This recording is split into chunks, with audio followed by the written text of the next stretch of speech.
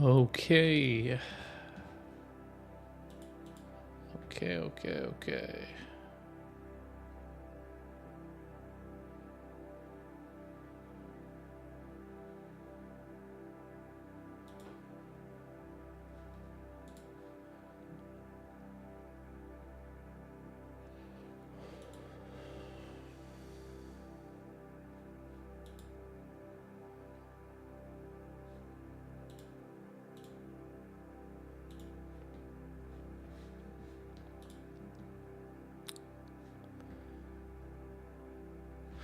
We are good. We are here. Being good is, I guess, a claim I don't know if I want to make. So, what do I want to do? I've got a few things that are just randomly on my tabs, and I don't care to engage with them right now. So maybe I just continue with what I'm doing here. So, this default page is not what I want when there are no organizations.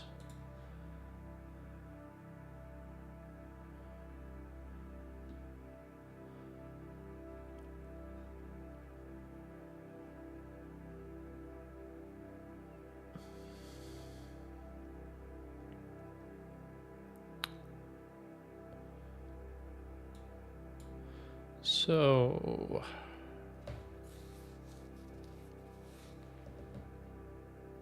I want to look up.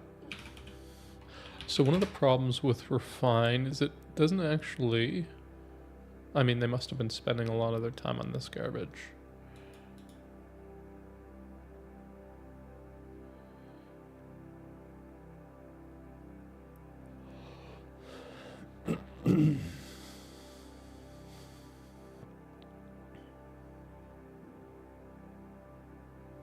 I think one of the pieces to this is the primitives that you use need to be up in abstraction, I guess.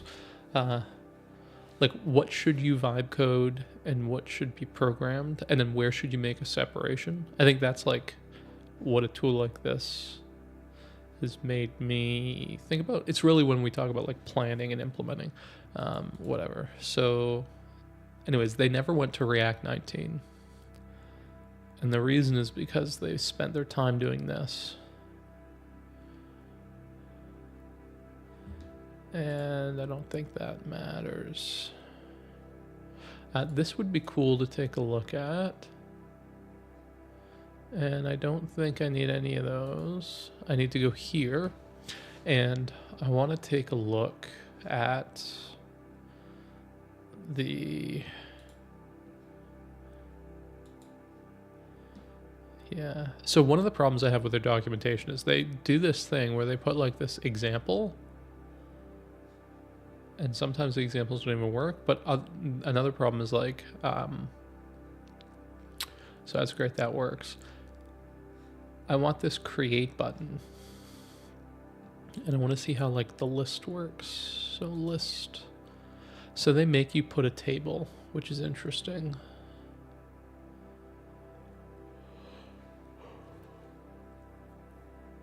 I suppose that's fine. Where's space used? Oh, I see. Okay, so we can do that.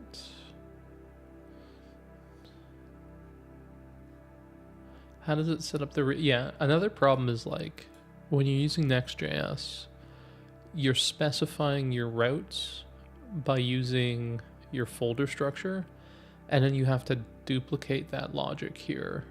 And I'm not a fan of that. It's probably like embedded within their system though.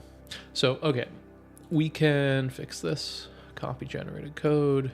We can go to list here. Where is it? App.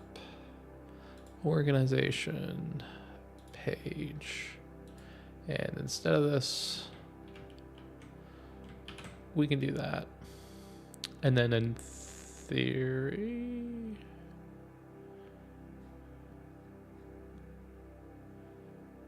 export default.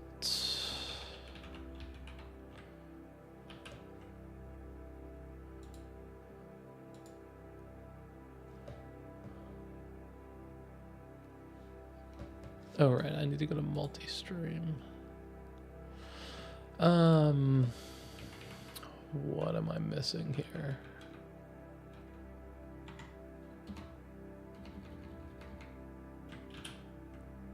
Oh, right.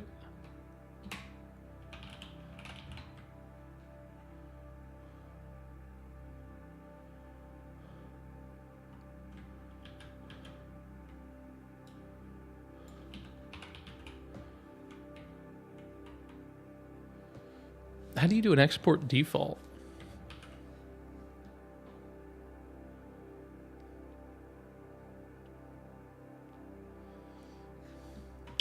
Oh, maybe it's...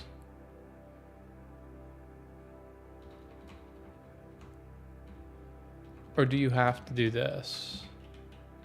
I feel like you don't have to do this, but that will fix it. And then maybe I like do this.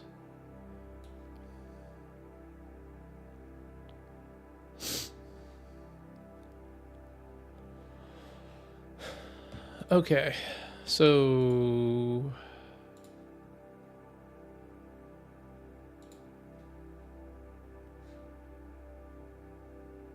oh, interesting. So this requires I make this a Is there anything in here? No, there isn't. So use table.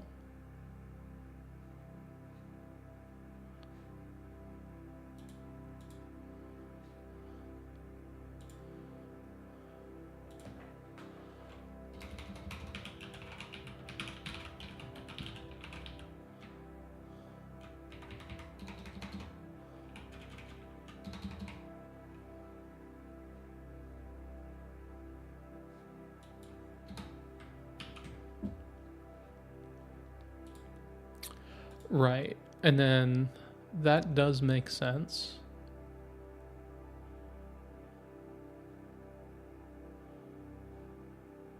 So like I need to make this a client page.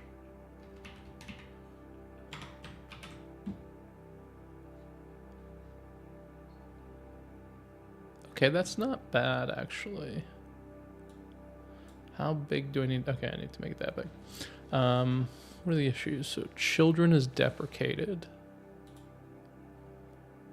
Where am I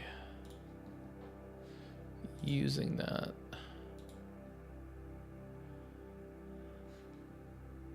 In the layout, interesting.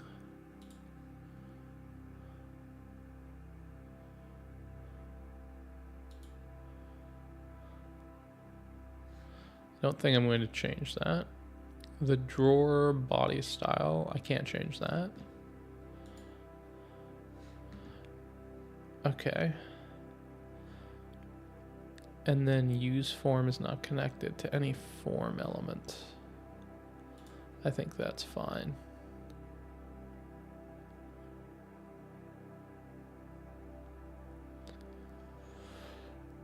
Okay. So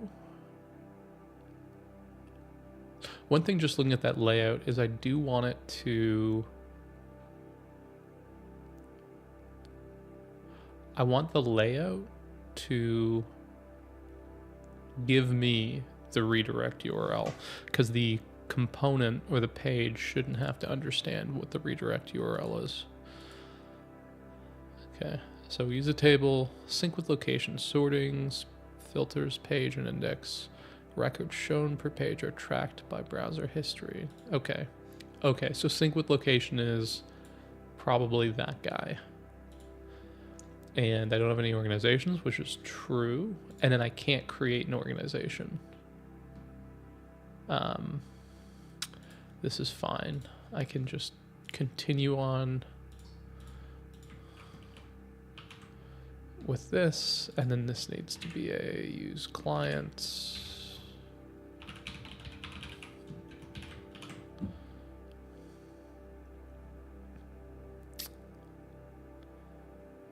And what's the issue here?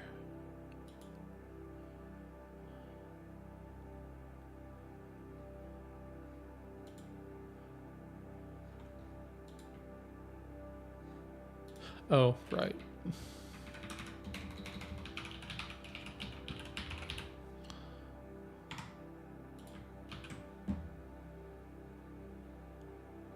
Okay. And do I really need... So I get that like flash, the Fook flash of unstyled content. Where is this little... Okay. How do I get rid of this? I currently have this guy.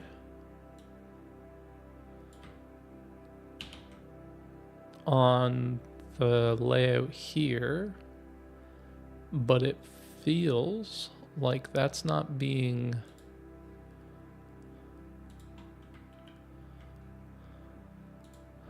kind of pulled in appropriately. Because if I do that, no, that doesn't help me. I mean, it does in the sense that it's pulling in the styles, but the layout, anyways, that's kind of odd. There's no form.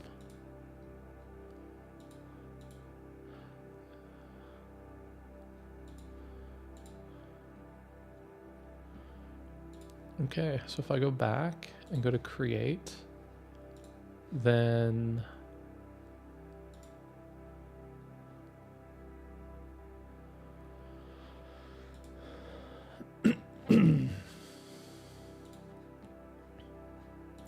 this isn't being used. So what do we do for create? So create needs an item for each piece. So this is like very... This is what I wanted to get away from. I had something that I was using that I would argue is slightly better than this, which is you can create a Zod schema that has all the validation rules, and then you would push that into the form instead of here where you have to use this arbitrary like DSL that then has rules, and these rules, this is the same problem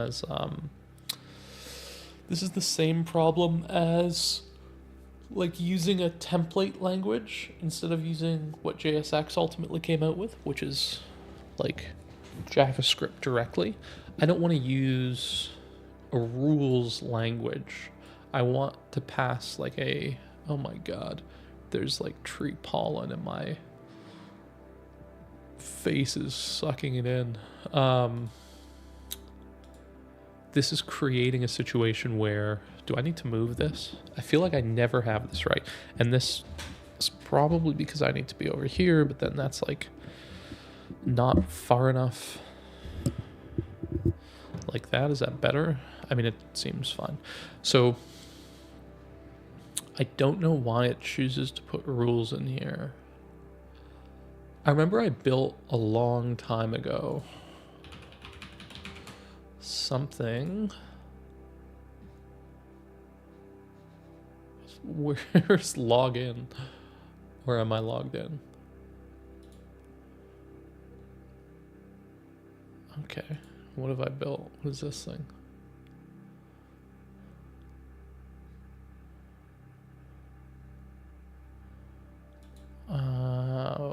Okay.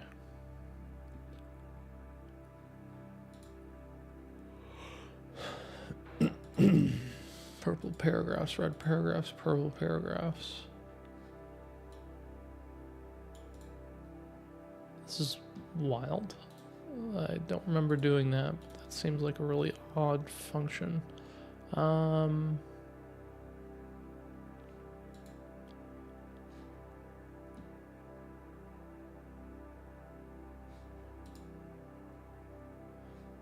I never... Oh, I'm not signed in. Okay.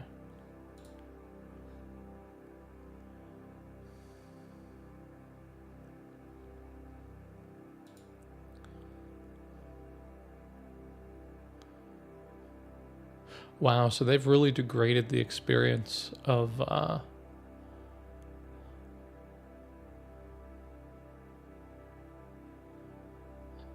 signing in. What am I looking for? Validation, right? What am I looking for? Validation. Yeah, so this monitor validity state. So see this? And I'm using the like standard. Right, so this is like a browser standard for how to monitor. Can I get rid of this sidebar? Oh, fuck. Everything's like crazy, eh? And I have ads, and there's an ad. This is like a nightmare. So what did I create? So yeah, the API is like you get the form and you say monitor validity state, and it's just going to pull in all the rules. And then on key down, I guess I'm saying this could be an options on this. But I'm looking at, I'm just getting the key. And then I'm preventing numbers or non-numbers. Why am I doing that instead of type telephone? Oh, I guess I'm just not letting you type in a dash. I am letting you type in a dash. Okay. Anyways. So validity state, this is the thing that matters. How do I?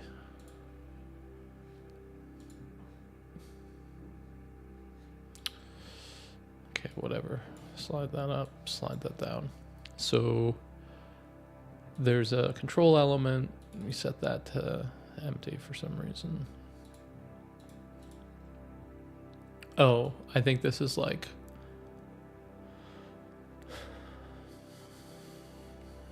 the message that would be shown.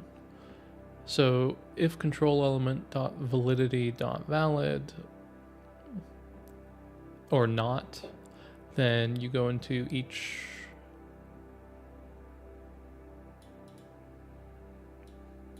Okay, so if it's not valid, then so then there's probably a state in this object, and each one of these is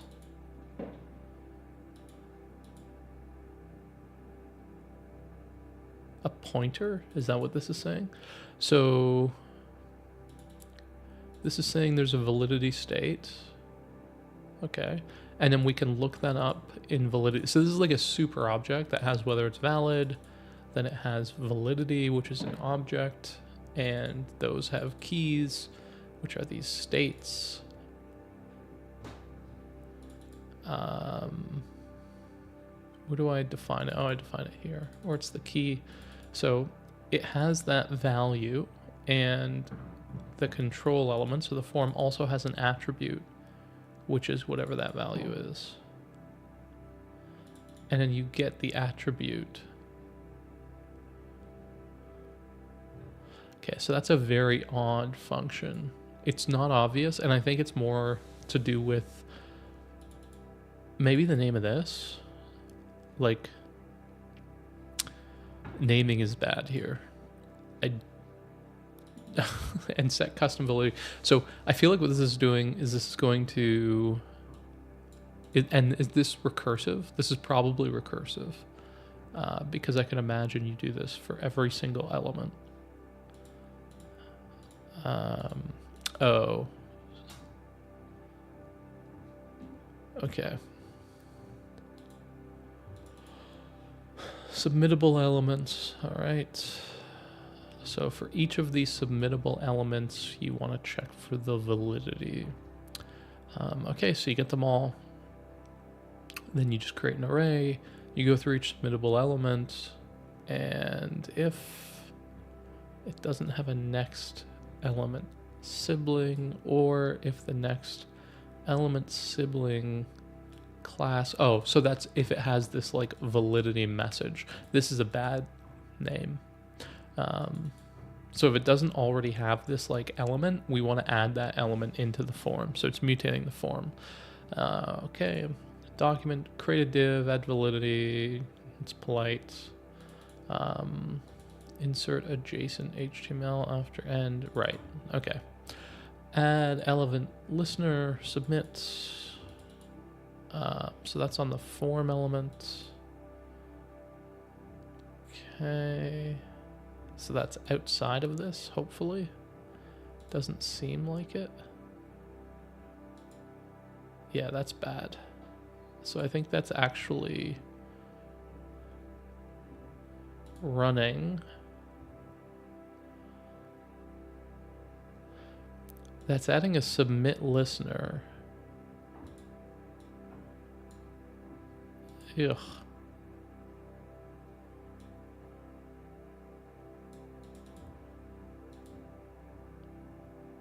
That's adding like a bunch of submit listeners. Okay. And then submittable element add event listener input. It's adding a bunch of input listeners too. I wonder if that's true. If that's true, that's kind of wild. I apparently pressed reload.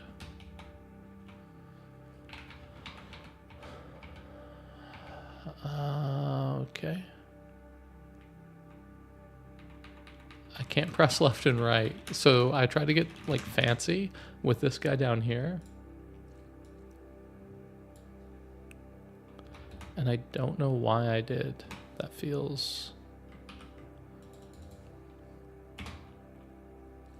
I can't press backspace. Like, refresh this guy. Okay, just refresh, but now it's going to take forever to load again. Oh, wow. And like, you can't really see what I'm doing. So how this takes so long is unbelievable to me. What are all these other things?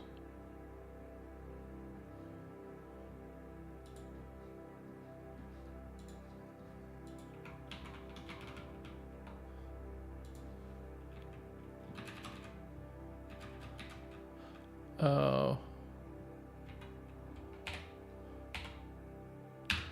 I can't put a dash in here. Oh no, I can't go past the max length. I see. Anyways, this is a really bad example of what I wanted to do. But I think I mean, it works. It's just, I don't know why I put that, like, constraint on the inputs. That seems just bad. And then I think I've got an issue where I'm adding, like, a bunch of event listeners. But, like, this is still bad in my eyes because it's not using a type. Like, all of the rules are specified in here. Now, you could map a Zod schema into this, right? Like, it's a telephone, I guess, which you can specify as like one of the string types. And then you can specify the lengths and the pattern. And interestingly, I accept digits, which I think is the reason why. No. Anyways. So if it's too short, must be of 10 digits. I did not choose to make that very readable. Okay. All right, whatever. We're done with that. I think we're back here. And what is the issue we have? We have no elements in our form. And here, you have to have form items. But I thought, like,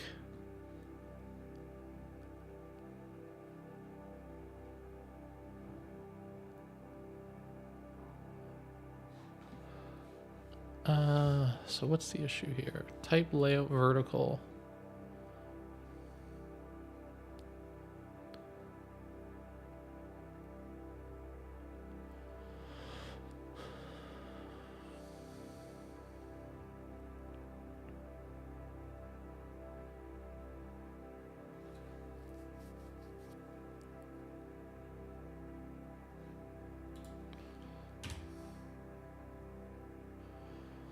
Huh.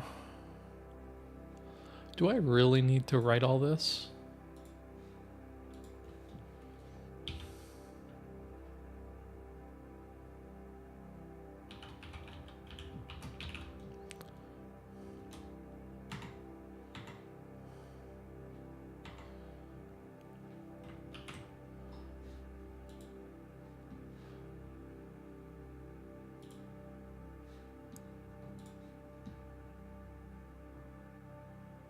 Is it that it saves me from entering, like, what is this input or text area? I mean, I guess that's useful because you want to potentially have different, and I will need different inputs, but it feels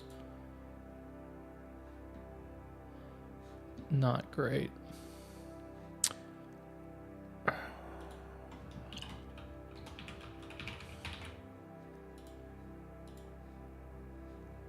Right. So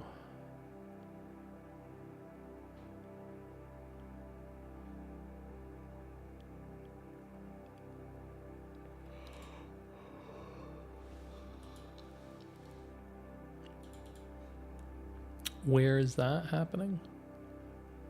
19? I don't know. Something's happening in this theme layout that's okay.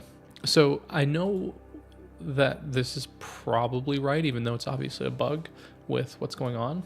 But like the point of that is, oh, interesting.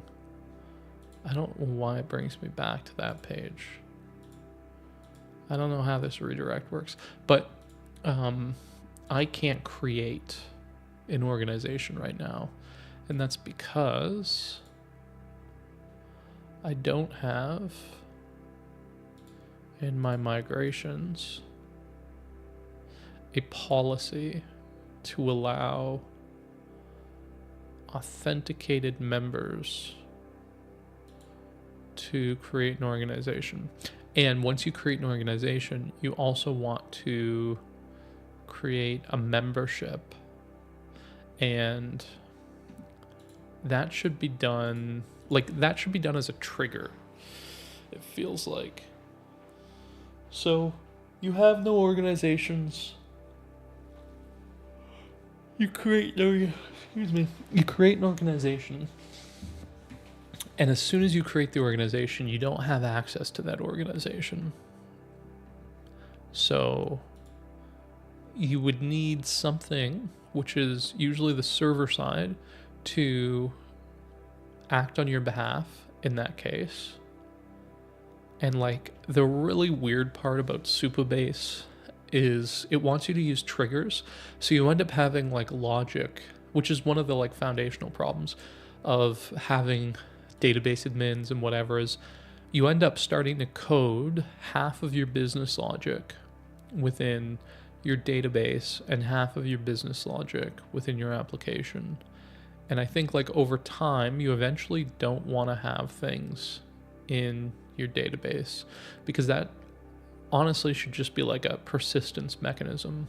And your application, at least in theory, could kind of decouple those rules so you could use them elsewhere. So you could create libraries out of them. And then you're like stuck using database.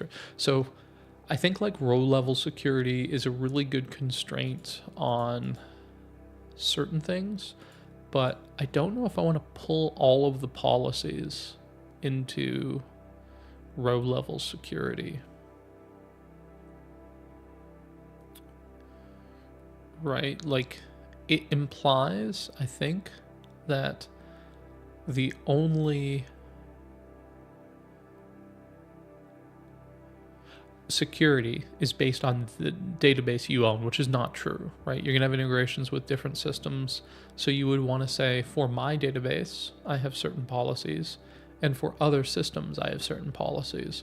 So like even row level security, if you think about like the organizational level, once you have an integration, you're going to want to separate out your access to that integration based off of which organization and user is accessing it, which means effectively you need to have some other system that's going to adjudicate when you can access that information. So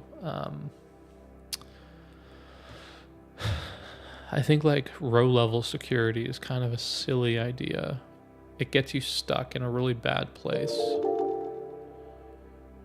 Okay, Sat Yunye says, yo, what's up, mate?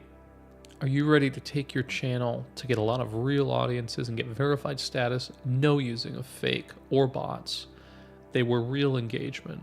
Trust there's no scamming. I'm here to help because I have worked with a lot of streamer like you. If you're interested, let's start working on it now. Add me on Discord, Michael1719. Thank you, Michael1719. So I'm not actually sure what I want to do here, because I think, like, in theory it may even be true that this isn't. Okay, so let's have like a chat with ChatGPT.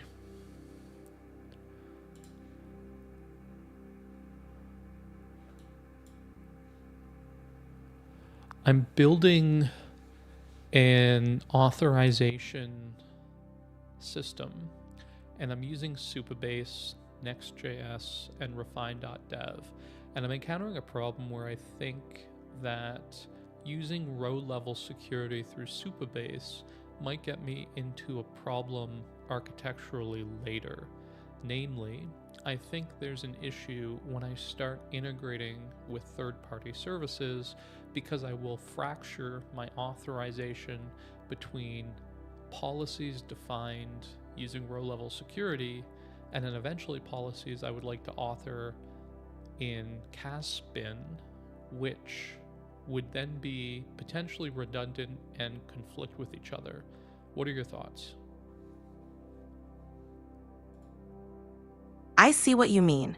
Using row-level security in Supabase alongside a separate authorization system like Caspin can indeed lead to a fragmented and potentially conflicting setup.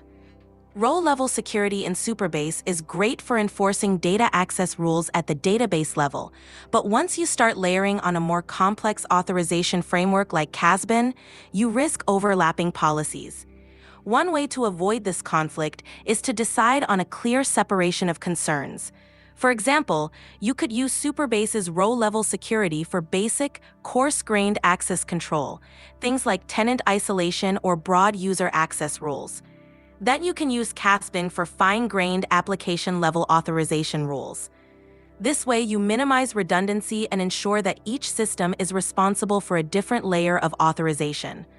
Ultimately, consolidating your authorization logic into a single system, if feasible, can reduce complexity and potential conflicts.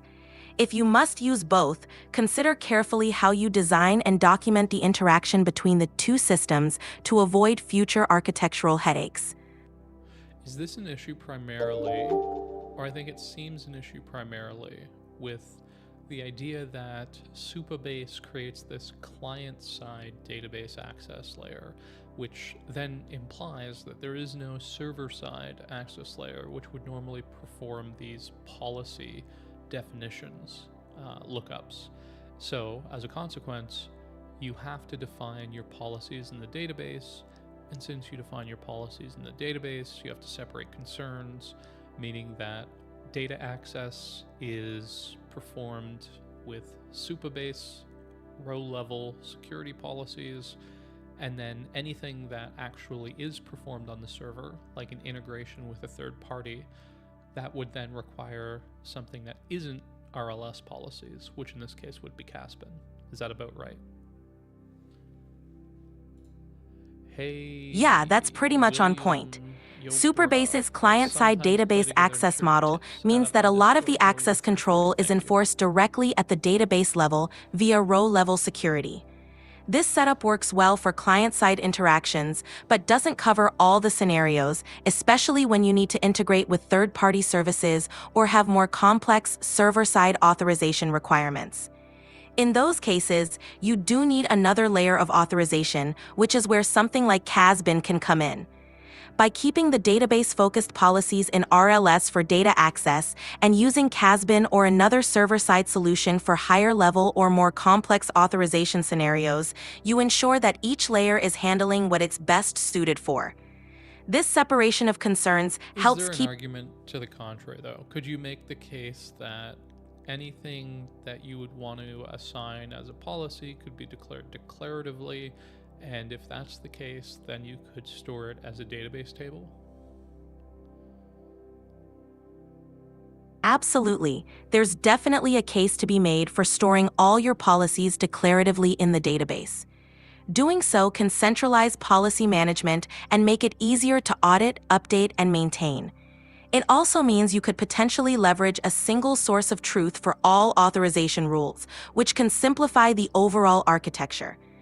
By defining policies in database tables and applying them declaratively, you can achieve a more unified and transparent policy management system. This approach can also be more dynamic and adaptable, as you can change policies without needing to redeploy code. Of course, this approach requires careful design to ensure that the policy evaluation remains performant and doesn't become a bottleneck. But if done right, it can offer a powerful and flexible way to manage complex authorization logic. Okay. I'll pin this guy. And I think, like, I tentatively can see a world where you do everything in the database. Like, it gets crazy. Wow. The problem I see is, like, then your database is two things. It's like an application database, but it's also a central repository for permissions, which any other system would use. So it immediately becomes a shared database, and then that's like a super leaky abstraction, because then if you can go into that database to get the policies, why wouldn't you go into that database to get anything else? Like, I can see how that may create an issue.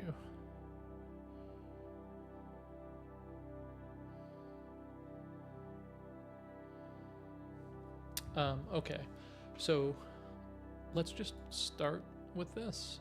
Here, I need a new policy.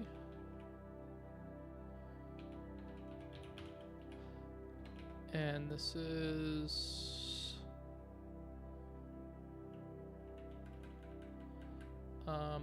organization.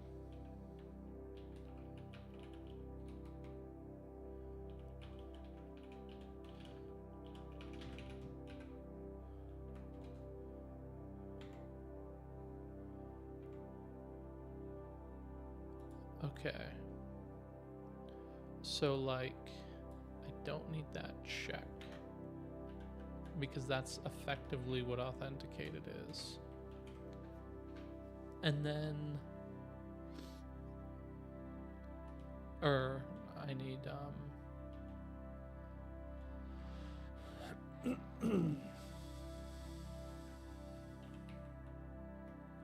yeah, how do you do that again?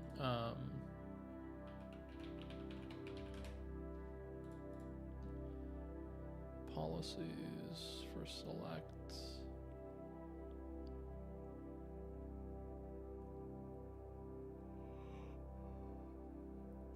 Insert. Okay. For insert.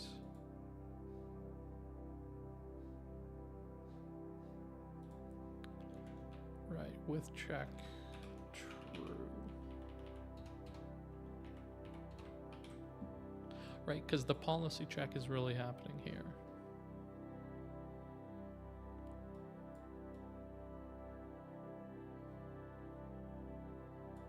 Wait, how does this work?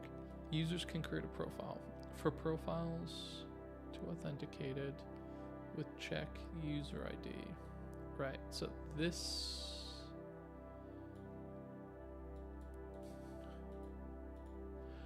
Okay, so that's one. And then I need...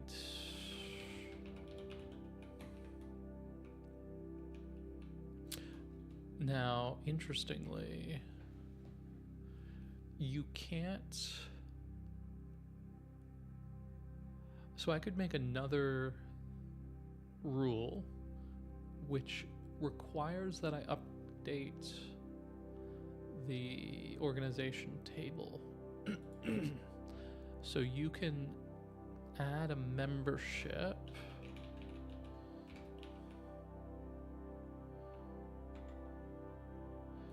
Right. So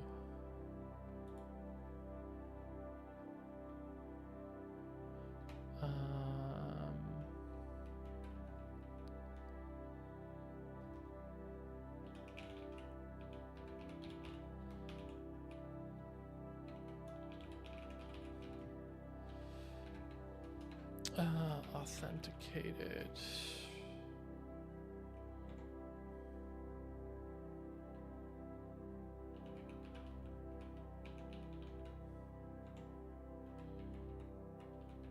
For own organizations. Okay, so here we're saying, and I guess we can close this guy. So, so an organization can be created by any authenticated user. And then this will happen through a trigger.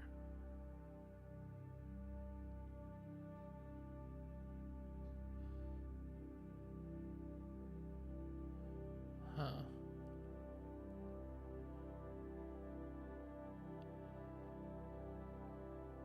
Yeah, I don't want this. I don't think I want this because the person who created it isn't always going to be the person who can like assign memberships. So there's some weird situation where if you create an organization, you immediately get a membership with a trigger. If you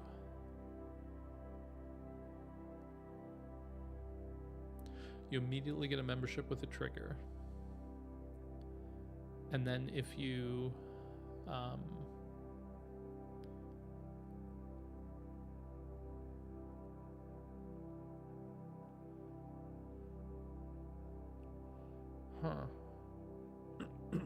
is this an easy problem to fix? Like, I'm trying to think through this, but like, would it just be easy to refactor this? I think it would be. Like, if I ever wanted to move this up. So let's just look up like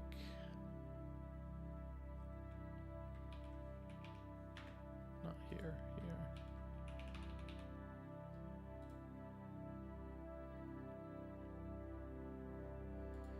Okay. So I want to create function.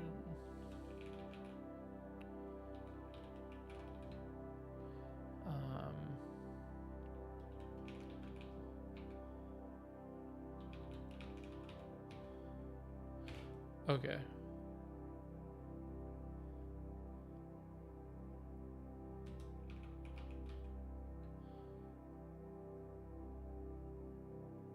That's crazy that that auto-completes as that, and I have no idea what that means.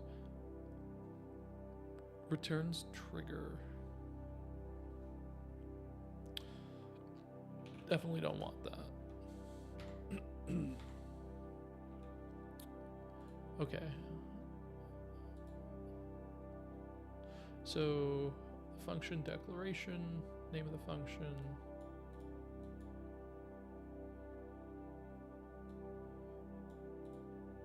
Returns void, let's say.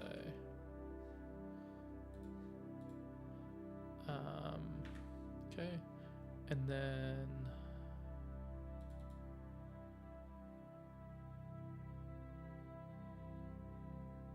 that must be like a Postgres variant. As anything included within that. Okay, cool.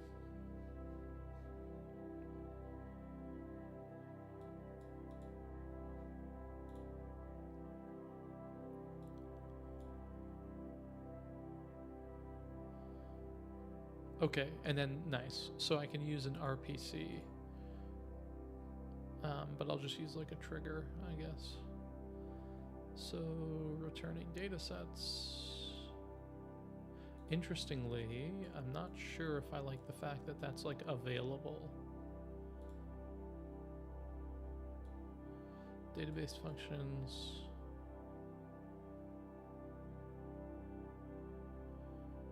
Okay. But then that's like a materializer. There's so many overlaps with okay, so then here's a parameter. So what do I want to do? I want to have create organization membership user ID and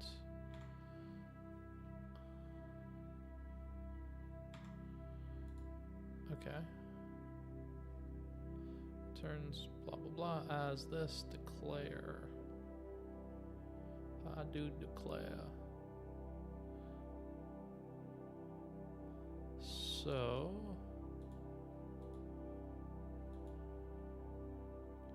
and then this will reference. Okay.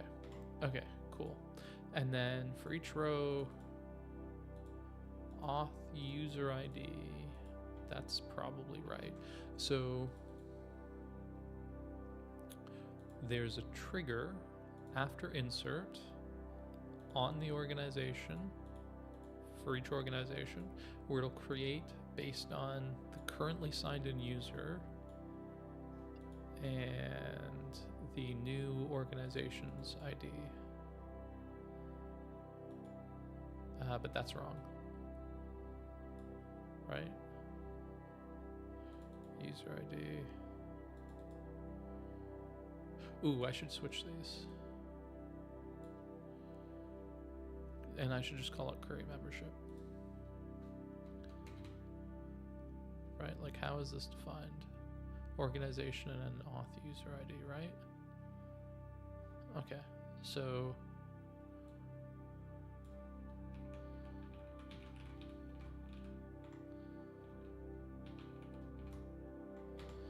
okay, and then yes, and then that, and then ooh, it doesn't switch this. Okay. And then create membership.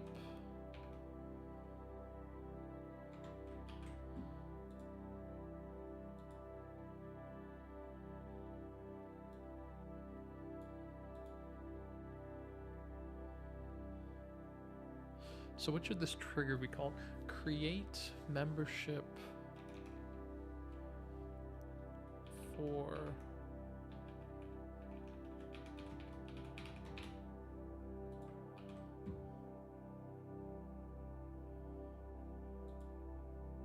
create membership for authorized user on organization.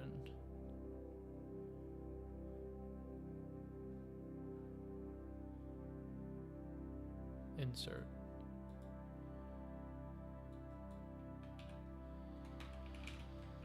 Okay, and then this is like kind of a comment for something. So like, what can I remove? So create membership for authorized user.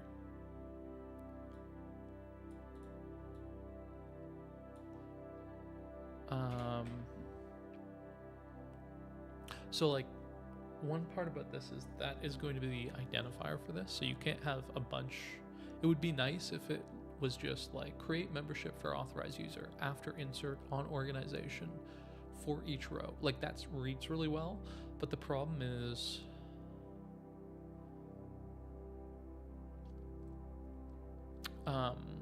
that we may have more than one function that will do the same thing, and I've taken over this name. So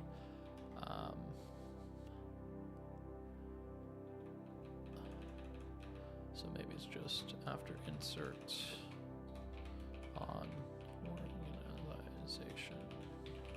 Okay, so create membership for authorized user after insert. That sounds good.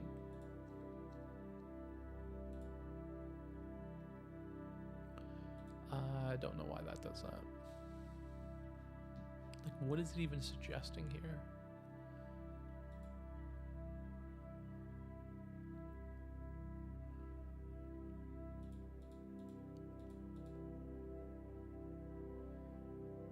Membership. Yeah, that's fine. Okay, so I think this is good. I think this will do what I would expect it to do. And the trigger would not be run by the user. So, okay, let's just try this and see what happens.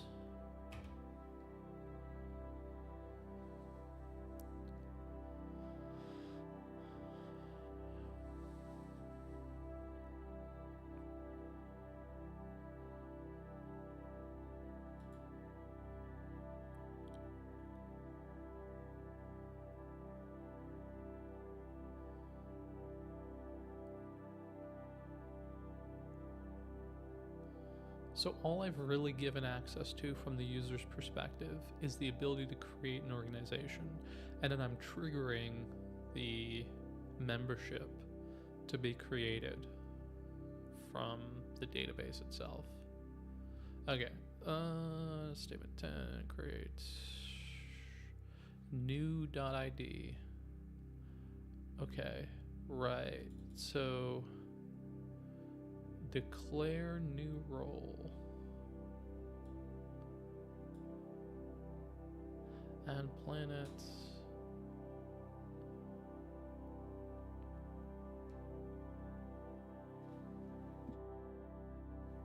That's interesting. So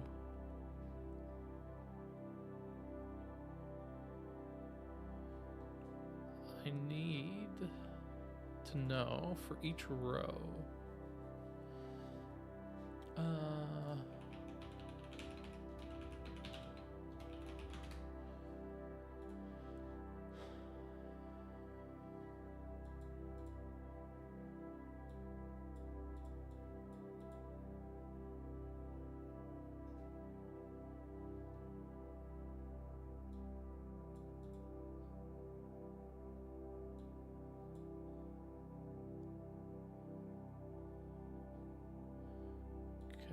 For each row.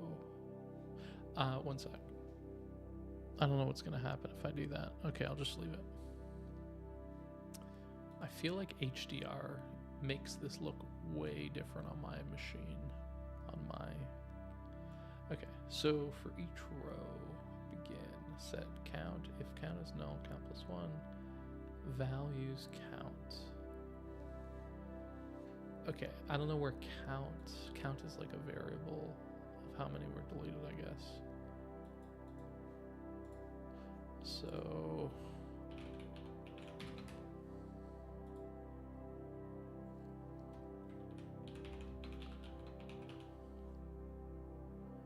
a trigger that is marked for each row.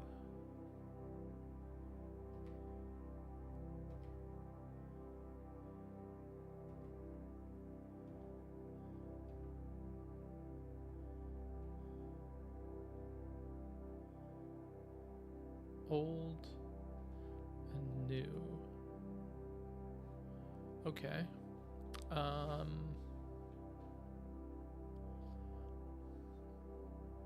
Oh. Or no, that should be fine because it's on organization.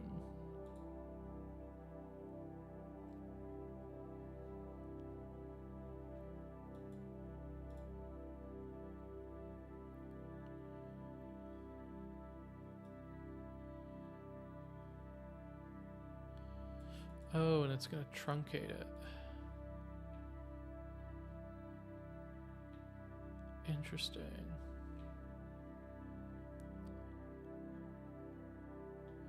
Create membership for authorized user. Can I, like...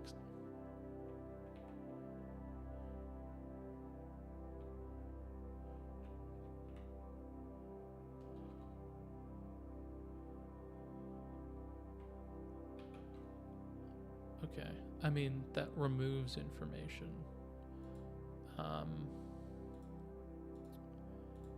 Why doesn't that work?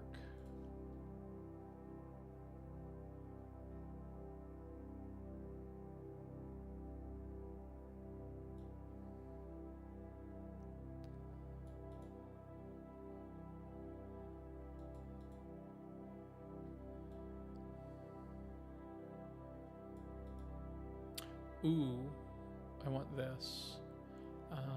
So security after insert. Okay, create membership, returns void, language security, definer.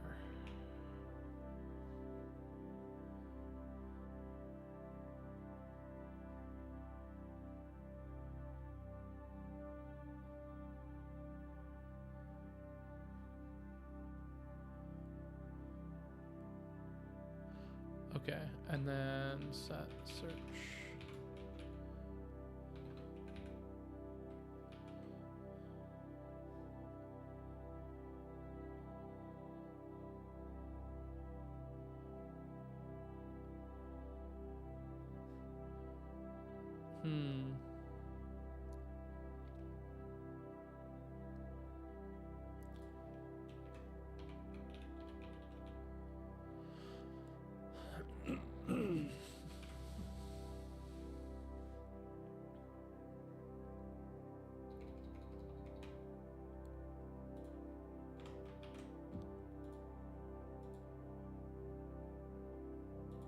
Okay. So what's the issue with this? Postgres allows you to specify whether, right. And I do want this to be the definer because I don't want, so this is a pretty interesting function. Like, who gets access to this function?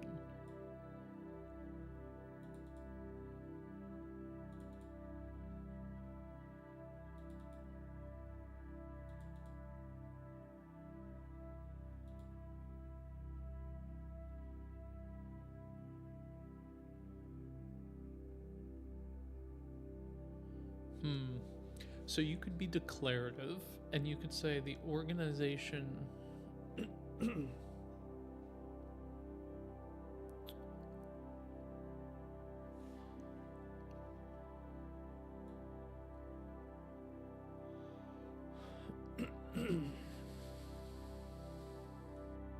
Oh, here we go.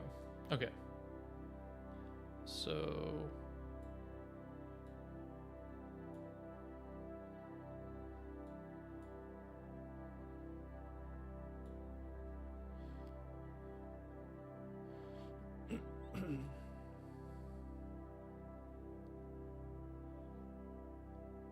yeah, so I want this. Here.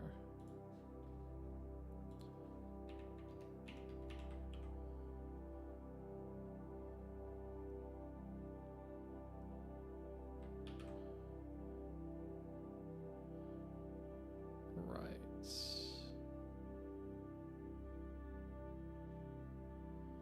Okay, cool.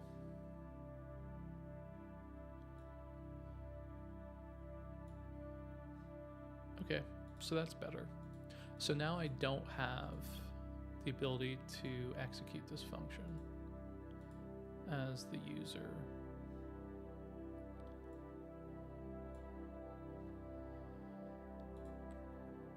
So then the trigger,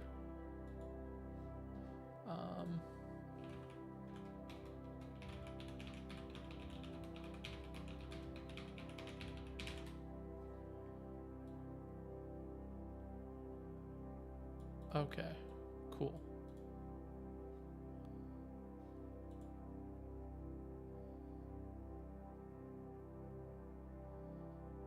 So in theory, this should work.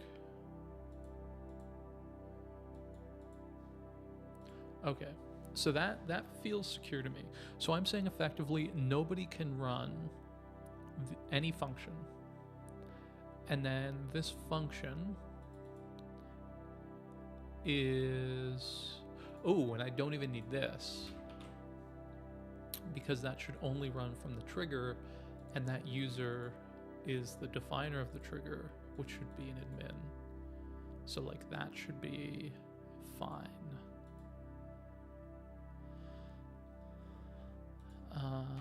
Then I should be able to do that, I guess. So let's see what happens here.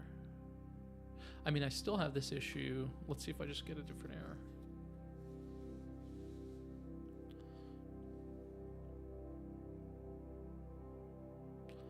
So after insert on organization for each row, execute procedure, create membership, new.id, auth.uid, and for some reason it's just like spacing out on new.id.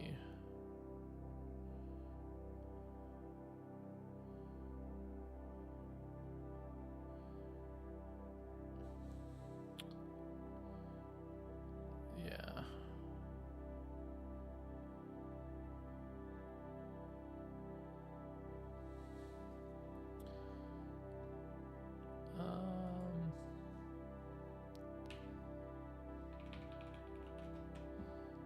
Try that.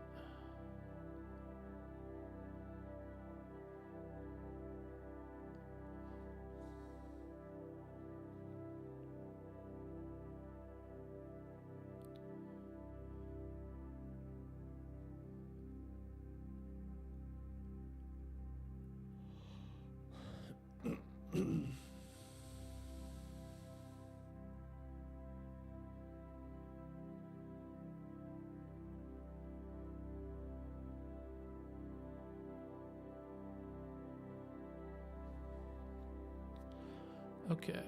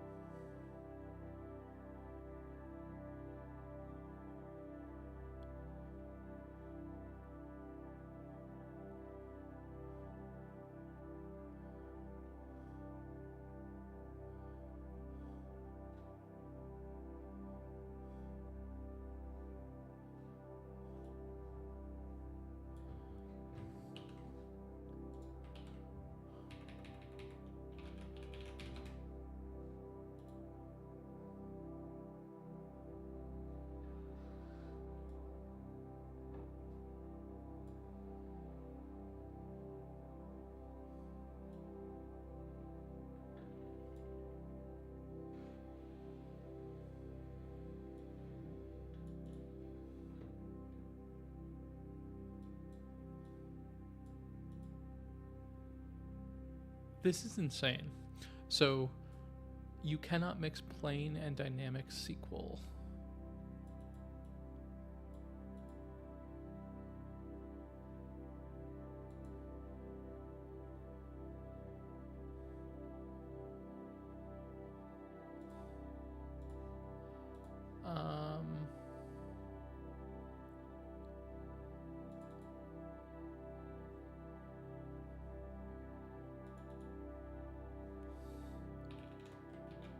We'll just try that. I mean, I don't think that'll... I don't need debug anymore. That doesn't help me.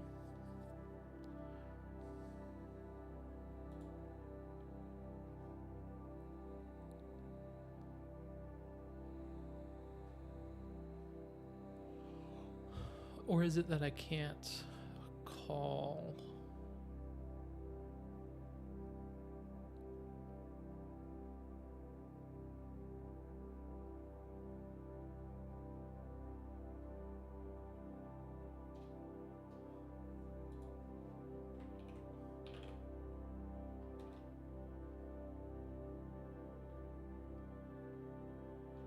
Yeah.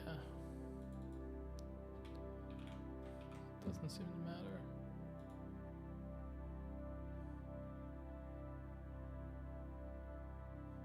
Oh. Is it that I can't access the new role because I don't have a membership?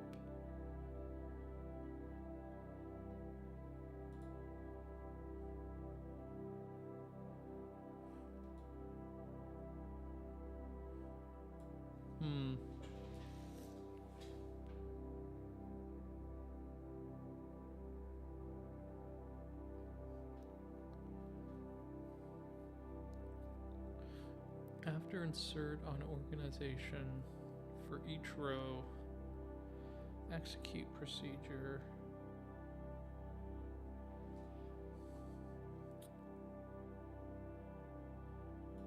Can I just do this?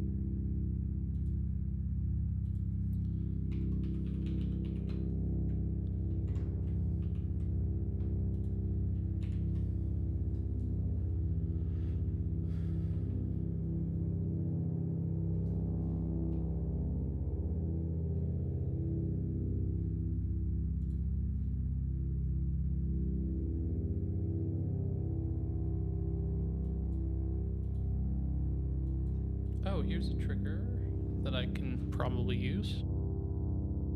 Like, that's what I want to do. So, oh wait, that's the trigger.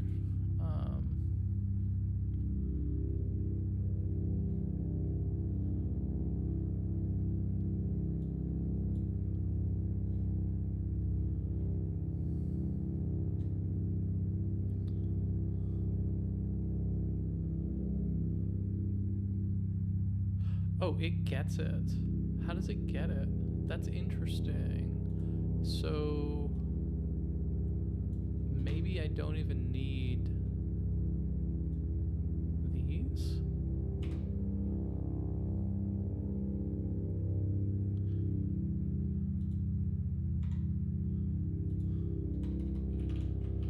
That's so interesting. So like, okay, we'll see what happens. That's crazy. So that means like there's no, it like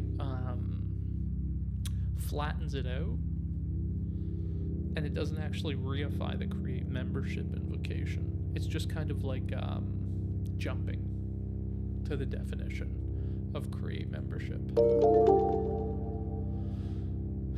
Someone says best viewers. Cool.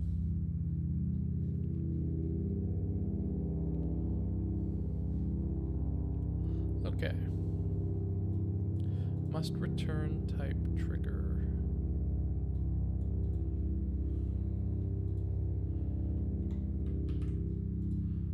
Okay.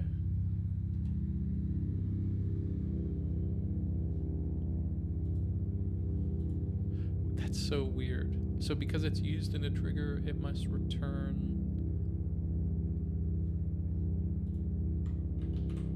Okay.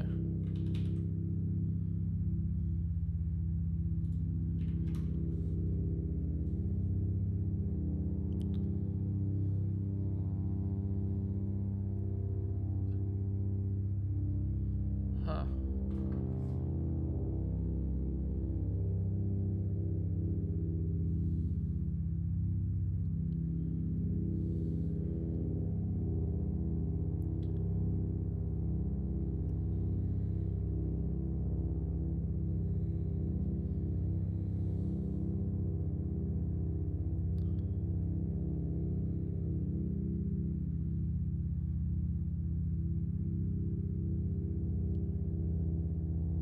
Okay, so that seemed to at least take. Whether it actually works or not, we'll find out.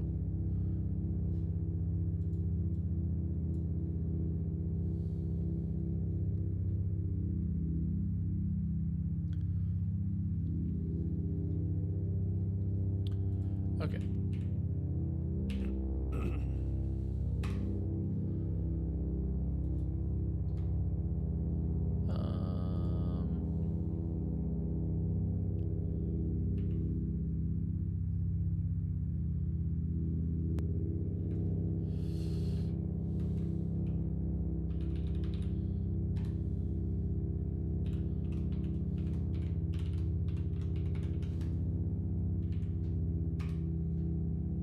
Okay.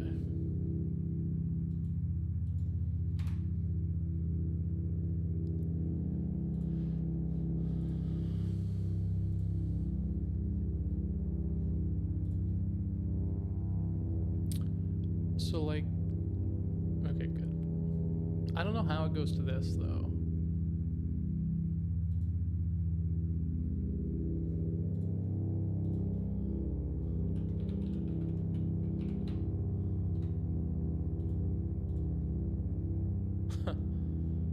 New role violates. Okay.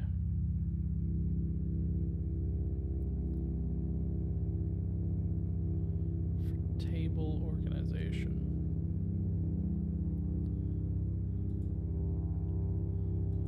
Okay. I wonder if that just worked though. If there's like a race condition. So if I go to local hosts 5,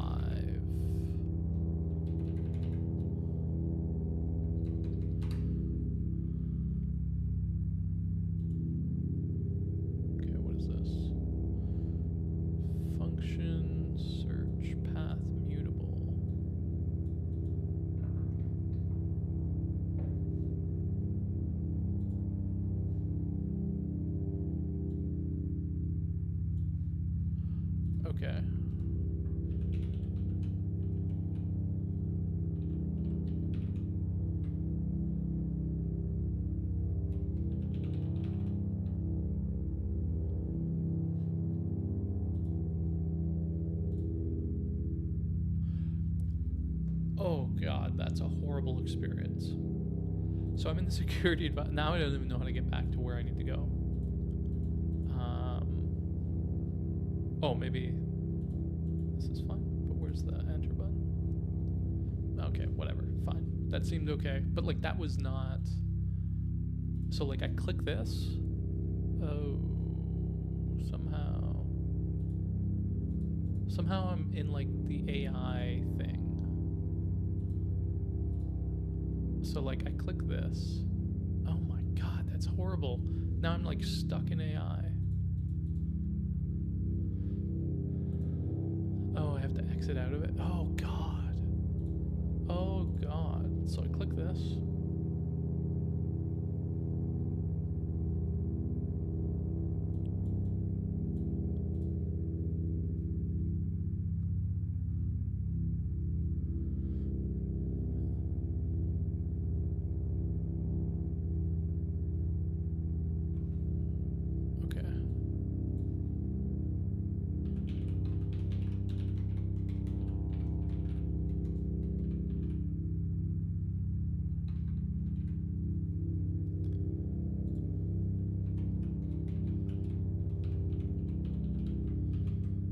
Okay.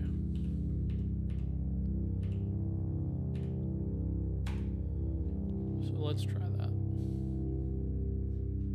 So we've like fixed an issue.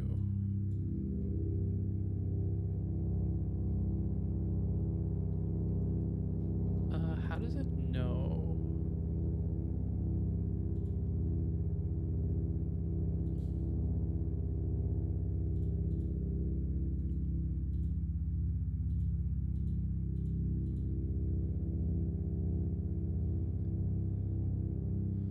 Sidebar state. Okay, we'll just clear the cookies. We'll go here, and that won't be available. And this should be like reasonable now. So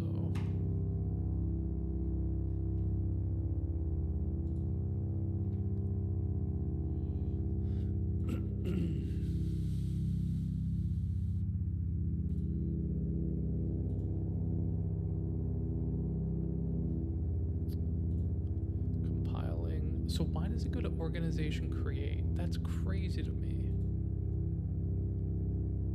Like, why doesn't it go to that page?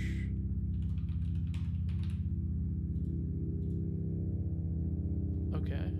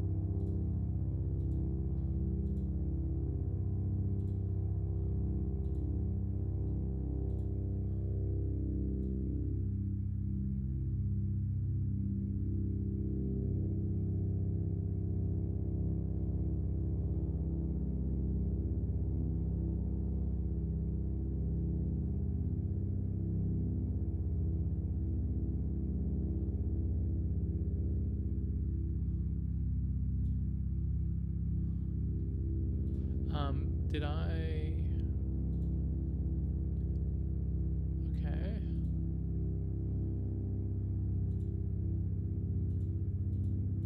Okay, so it doesn't enter in the initial. So I wonder if I have...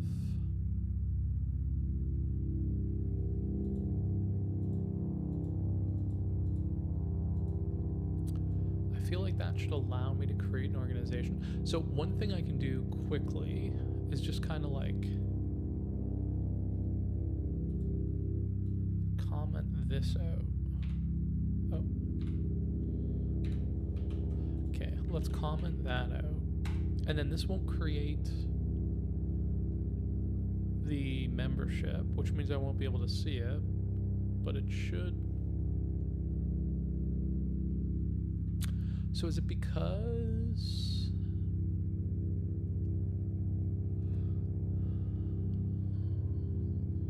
like I won't be able to select it after?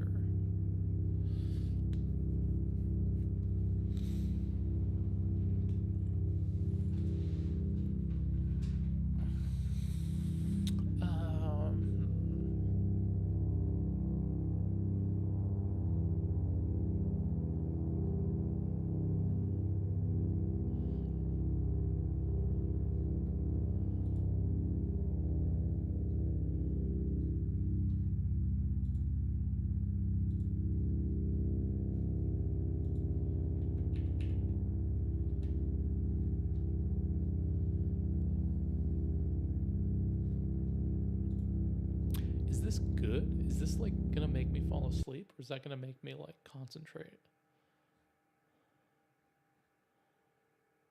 Okay. Gamma waves for big brain is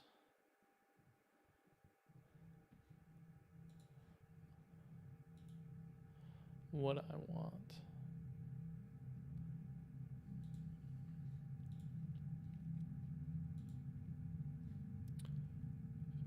I don't know why it goes to this.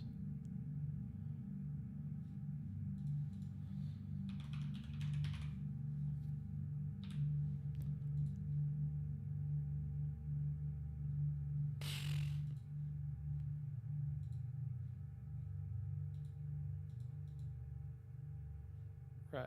So that just doesn't work. So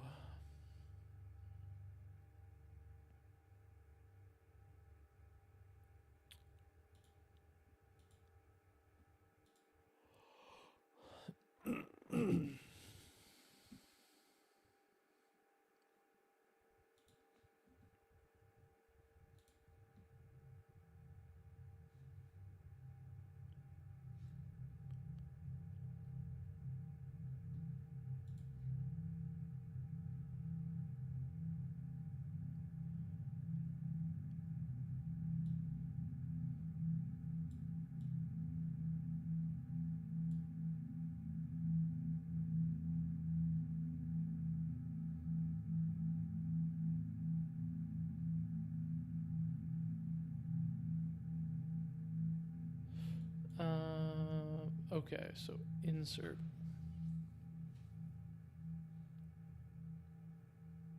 Any new row data?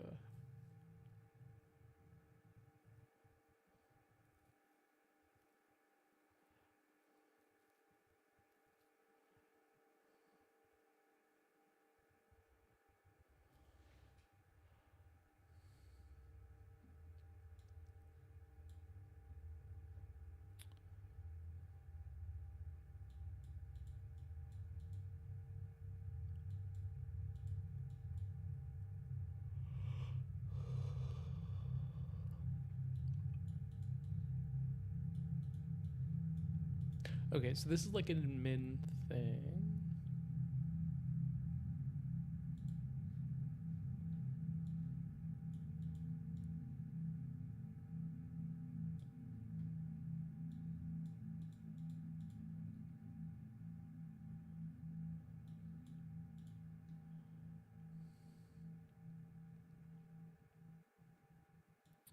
Right, okay.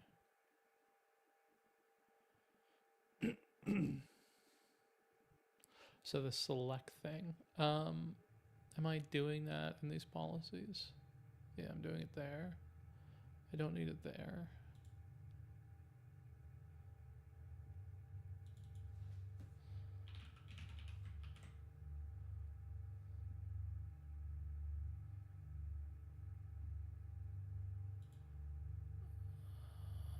This is wrong, eh? Organization. Authenticated can select on organization for select to authenticate it using select one from membership where. Yeah, why did I not have that?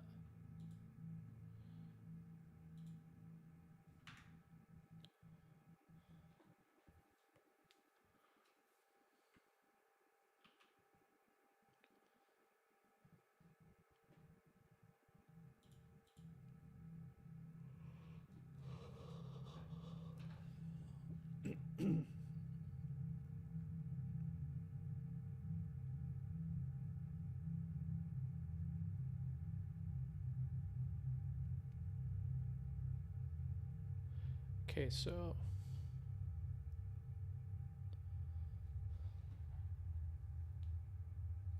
like, can I just use the client here and try and insert an organization and see what happens?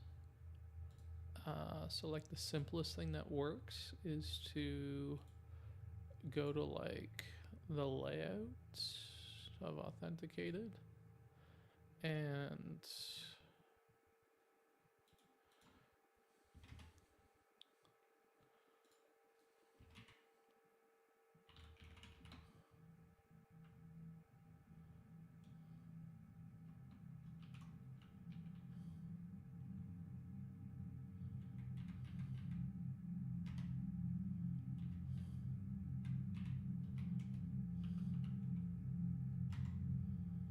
no.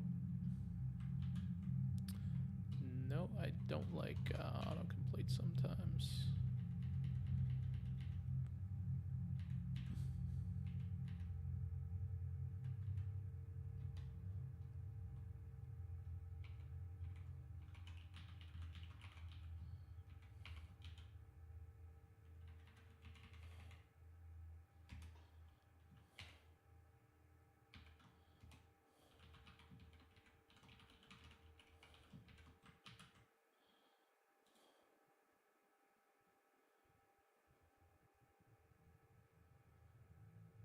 This must be a promise, right?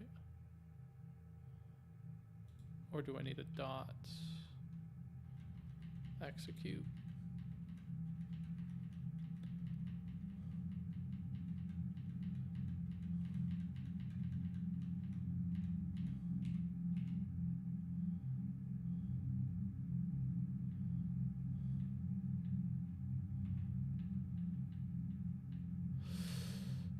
Why would you go over the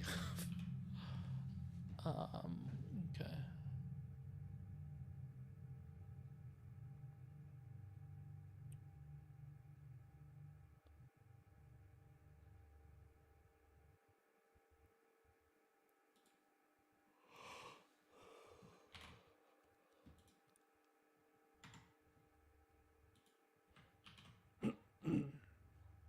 Okay. And in theory, I can just do this.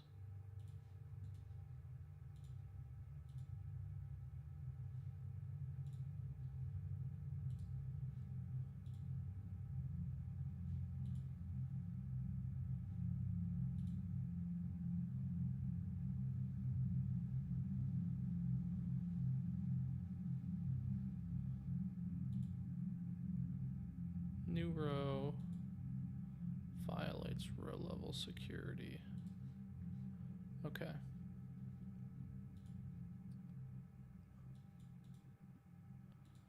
So, policies.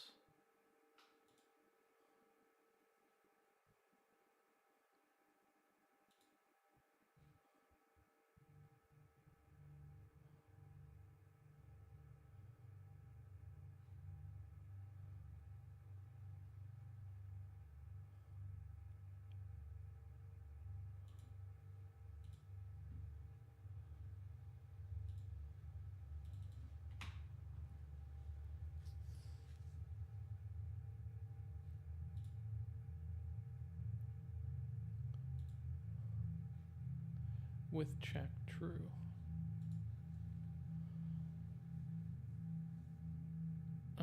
Is permissive? create policy on. It already knows its organization though. As permissive.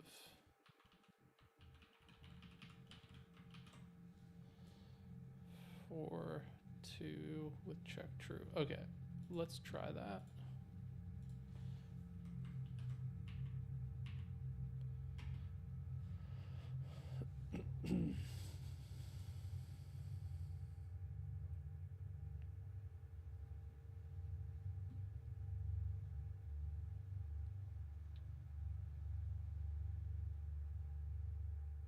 Yeah, these look like I have it right, but I guess I don't somehow. Anyways, I'll be right back.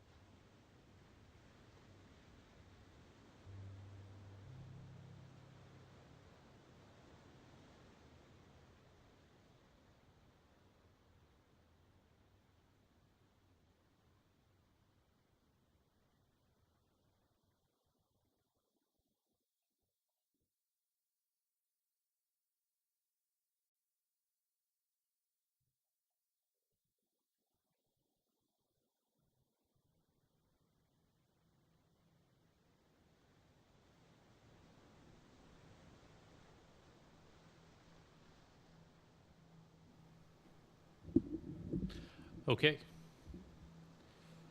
So we are reasonably set up here. We just don't have anything working. So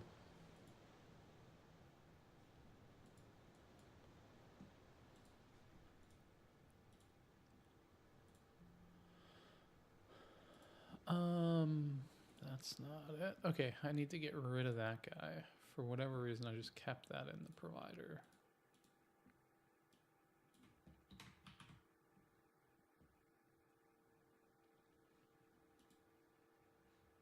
But like every time I run this, it should be trying to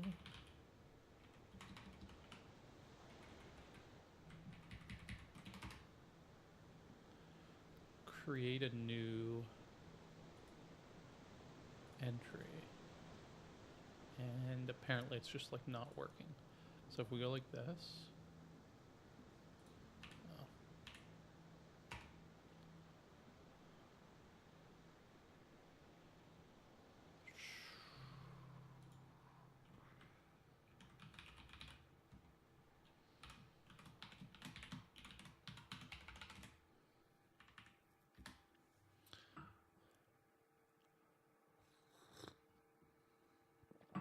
Am I still signed in to this application? No.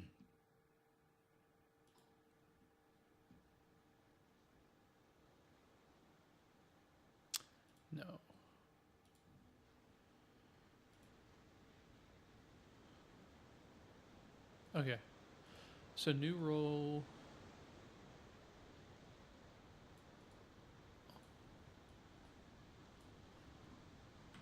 Okay.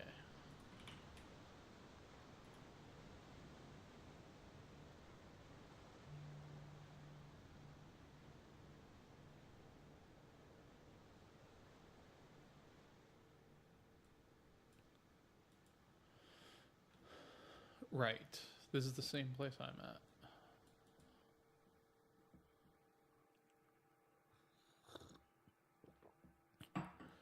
at. Right. And then this is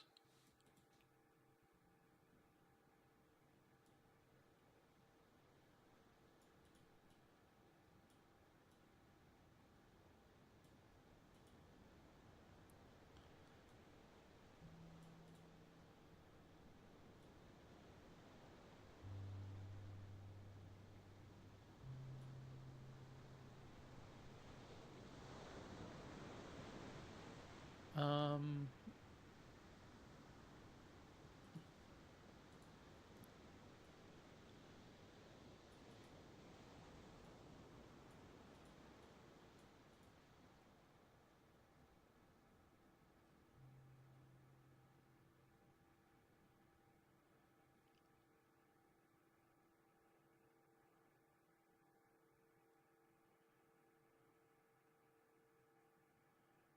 hmm.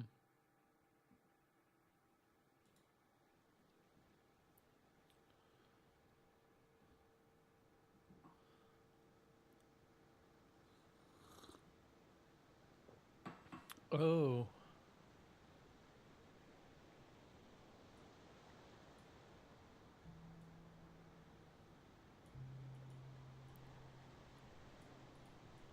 Returning minimal.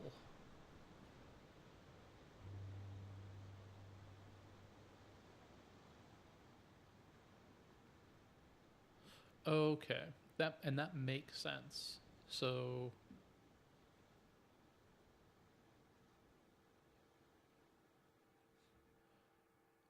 oh, and I can't do that.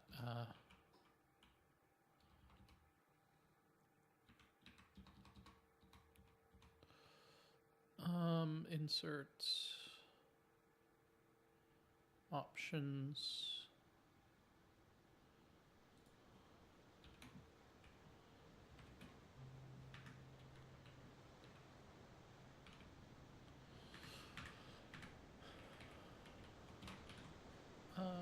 Super base.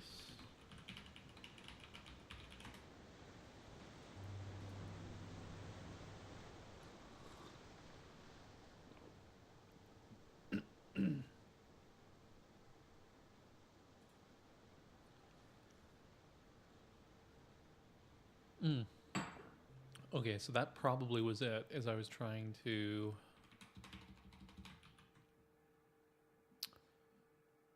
insert.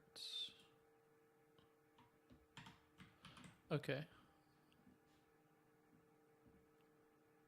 So are these happening and working? Where's my localhost?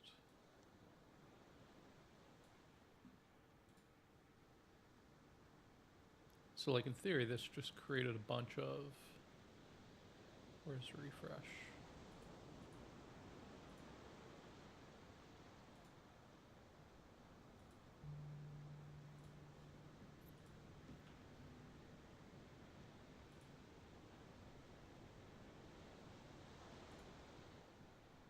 Okay, so this is returning an error. New row violates row level security policies.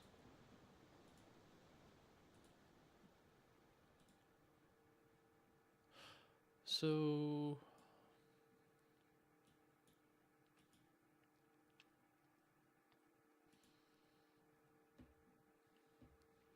in theory, that means it can do it.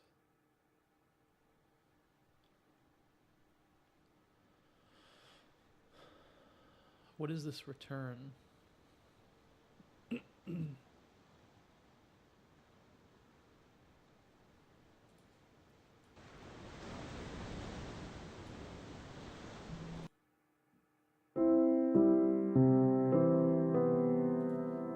Okay. What does this return?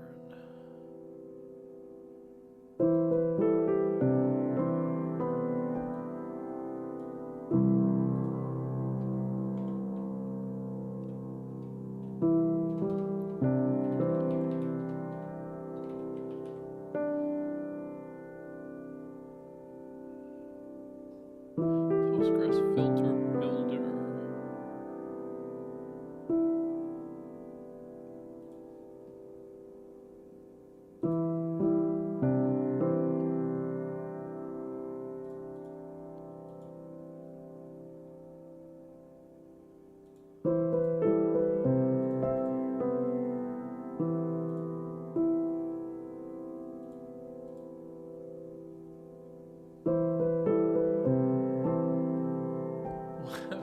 Why does it say that that is the response if what I'm getting is an error object, an object with an error in it? How is it possible that that's the response?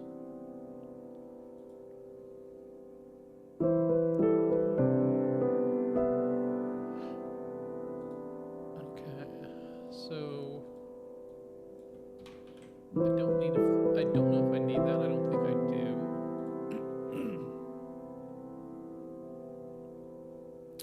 Right, and I don't want to make it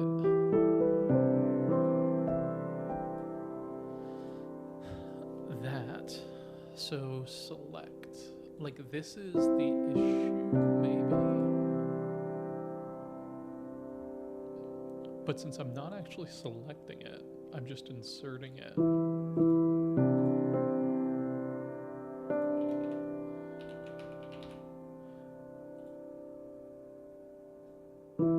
Right.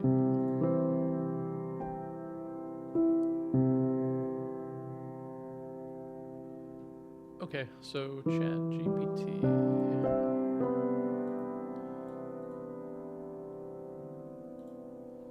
Let's see what it says.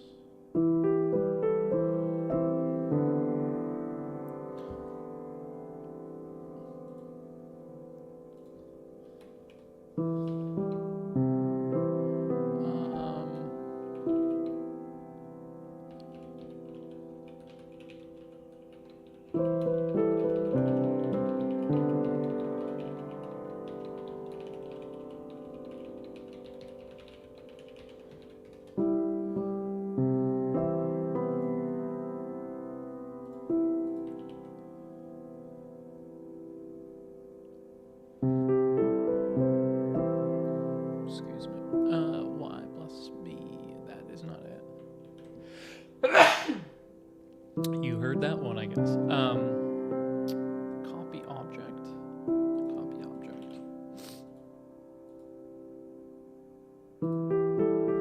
Get this out of my face.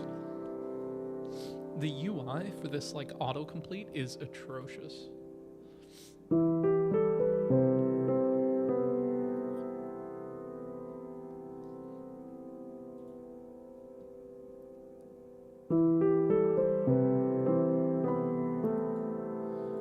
Why is it saying that? I think I'm using...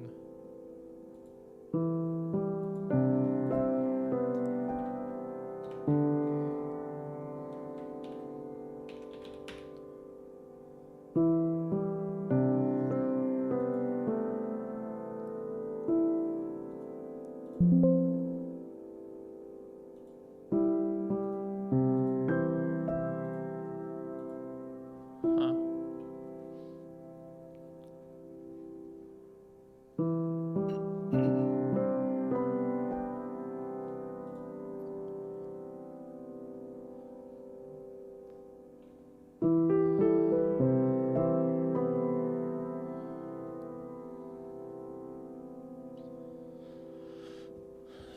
Okay.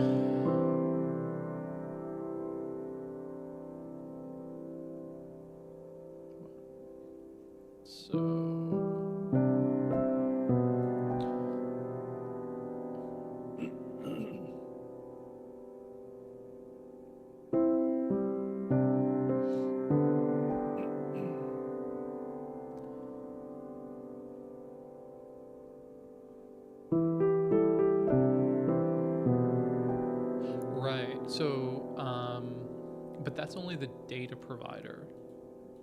And if I look at the like,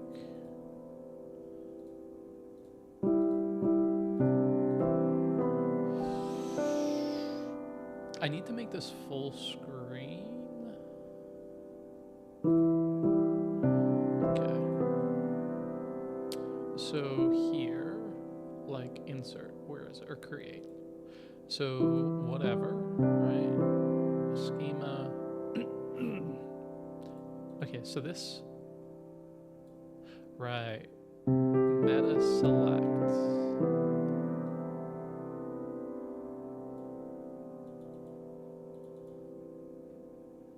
That's the issue.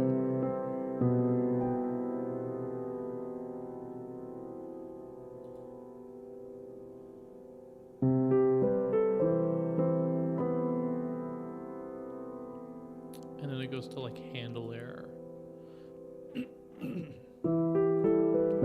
Right, so this is definitely the issue in terms of the insert using the data provider. But I'm not doing that here. From organization, insert name, Fencerton. And then if I look at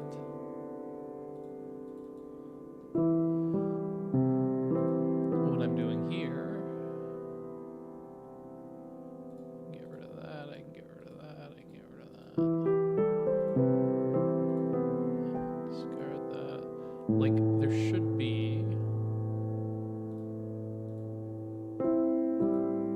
I wonder if I can, like, act as a user here. Role.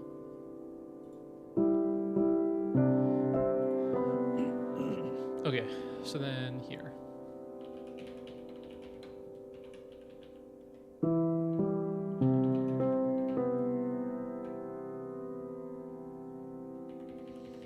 I forget how to do like an insert statement.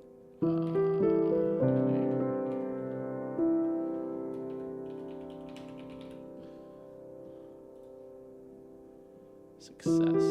So in theory, this user has access based on the security policies. And then like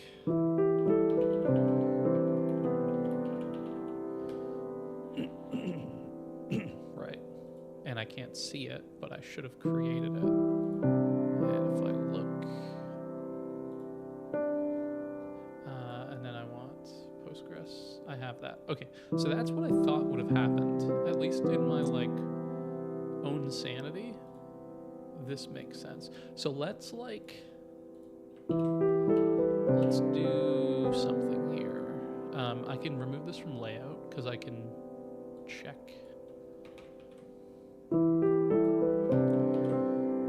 Now with an easier approach, the migration, we will uncomment these two. Super base DB reset. Okay. Environment is the interaction, right? And we know that's true with the data provider. So let's just like try to solve this ourselves.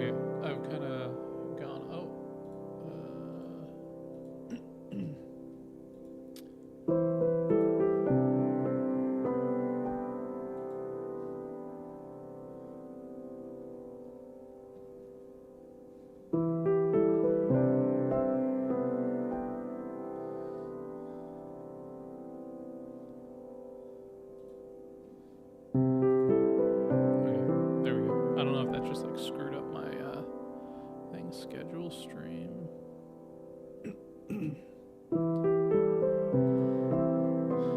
Stream quality is good, blah, blah, blah.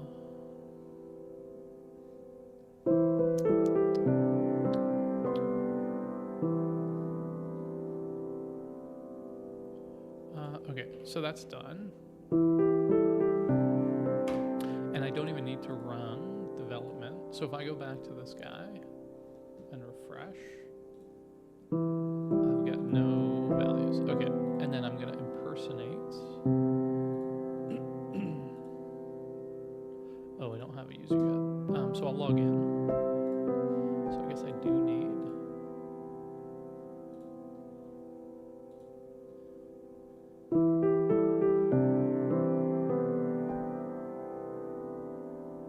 That either is compiling or it's not.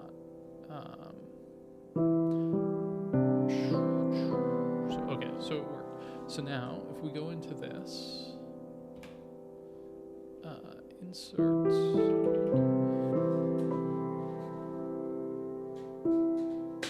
Why do I lean on that? Is it because everything's moved off to the right? Okay, so insert into.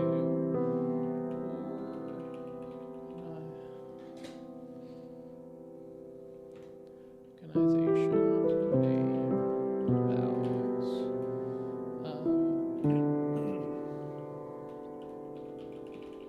Chesterton. Okay, null value in column auth user ID of relation membership highlights not null. Oh, right.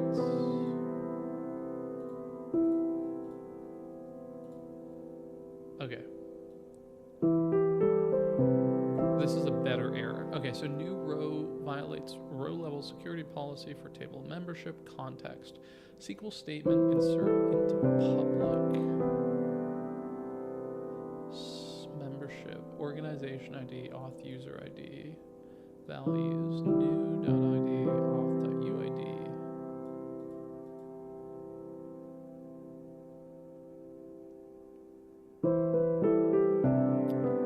Okay.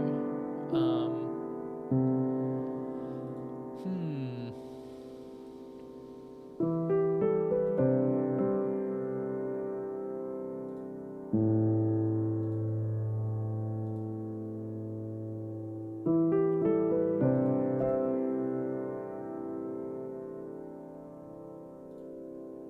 I see. So that's whether you're in a database or okay.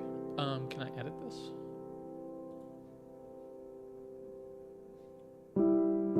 No.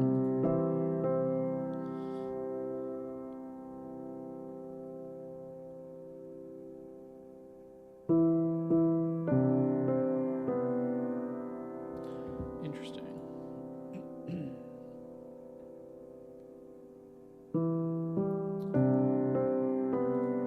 Or yeah, okay. So insert into public membership.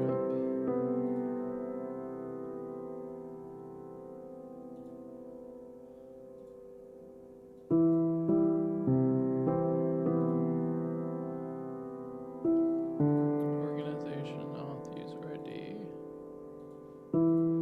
I don't like that that's called as if it knows that it's being called from a trigger. That feels bad and wrong.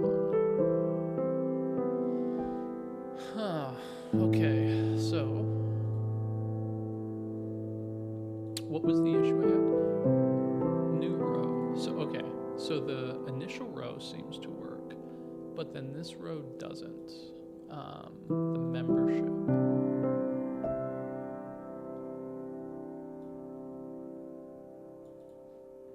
And I don't think that makes sense to me. Like this guy, this auth policy.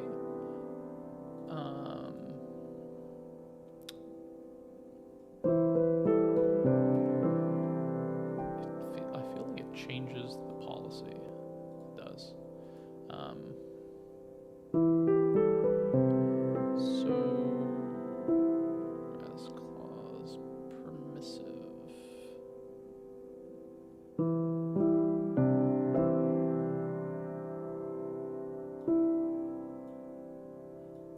To authenticated.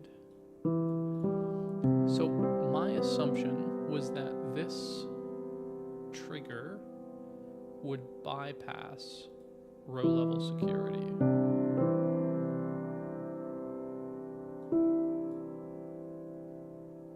Because this would run as me.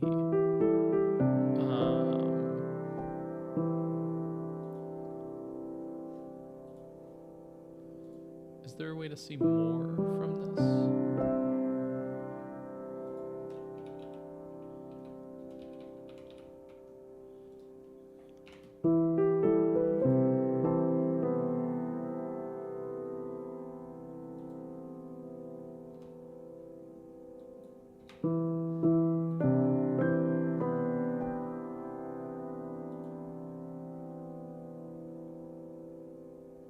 Huh.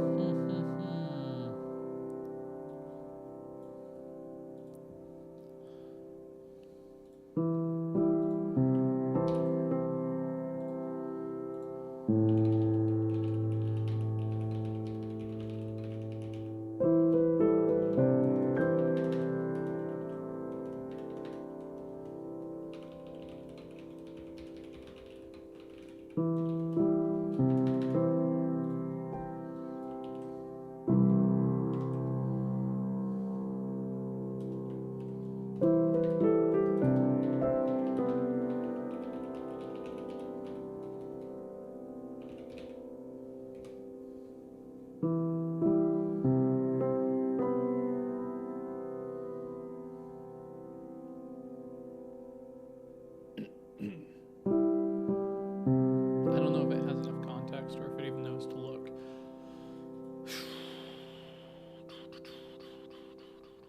So this isn't saying that it wouldn't be able to do it, it's just saying that it doesn't have the right policy. So what if I just remove that policy for now? Table editor, membership, auth policy, can I disable it? Okay. Disable row level security on membership. Okay, now that should fix it. Okay, that fixes it. But it did that not, okay, and that created the membership. Okay, so that's what I want. But why? Oh, why? Oh, weird. Okay, so this table is actually working. And that's probably going to work once it compiles. Yeah. So I need to fix this table. But that policy is wrong. Okay, does it say why?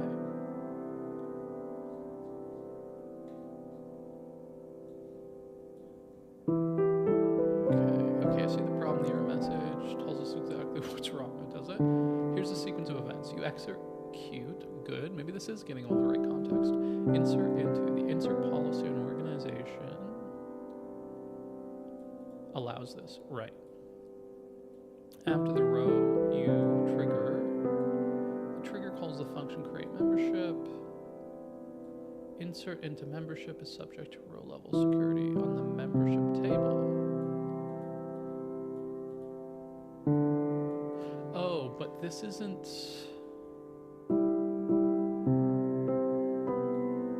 Okay. After insert on organization for each row, execute procedure, create membership. I don't like that. I would like it to be able to do this.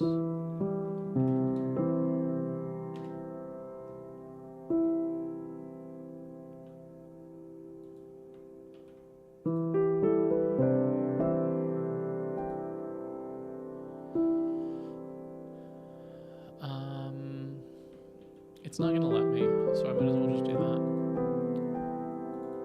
It's really odd. How do I pass the new row to a procedure invoked in a trigger?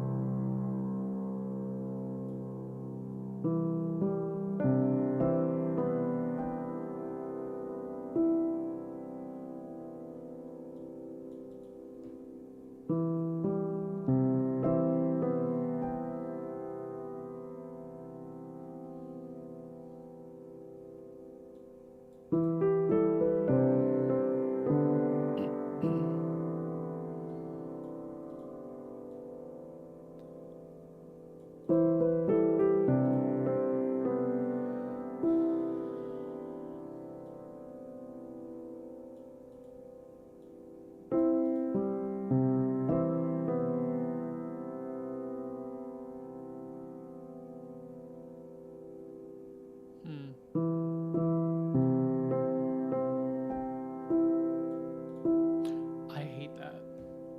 The idea that it's coupled to this, so why wouldn't I just then internalize? Okay.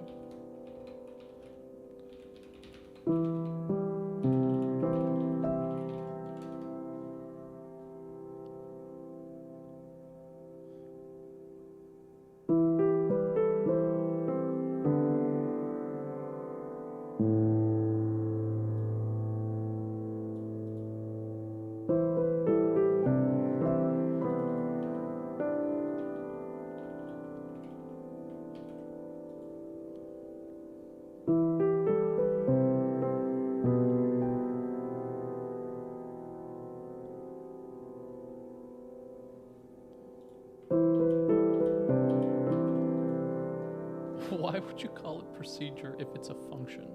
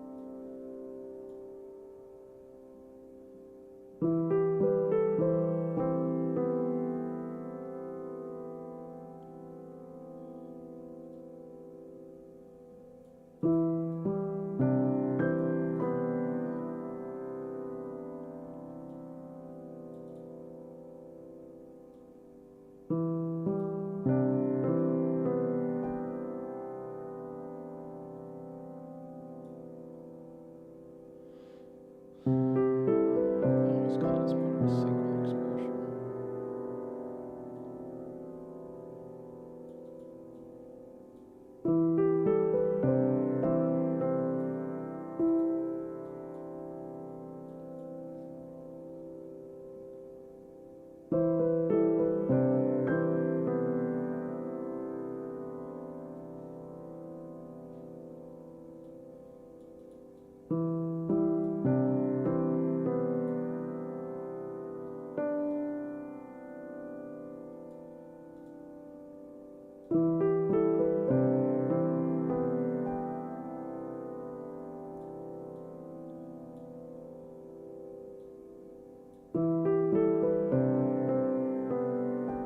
Okay, so don't I want to do create procedure? But then I have two things. I have functions and procedures.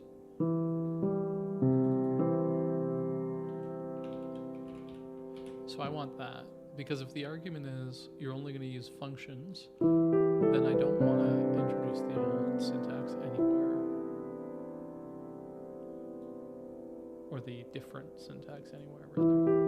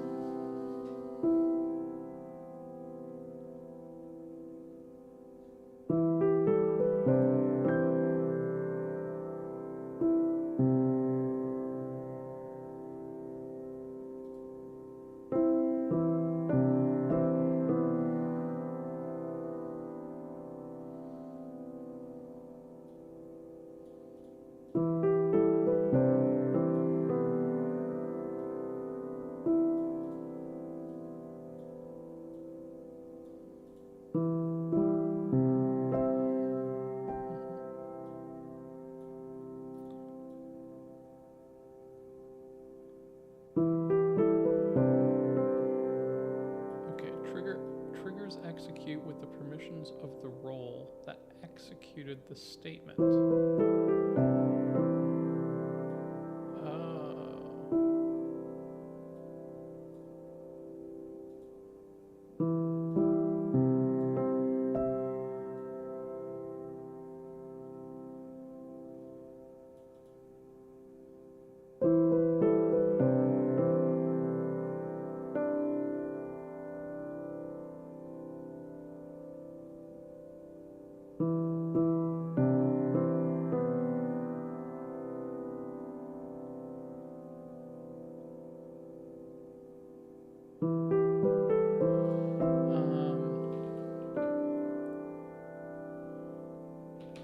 Their security implications of making. Is it possible to trigger to use the define?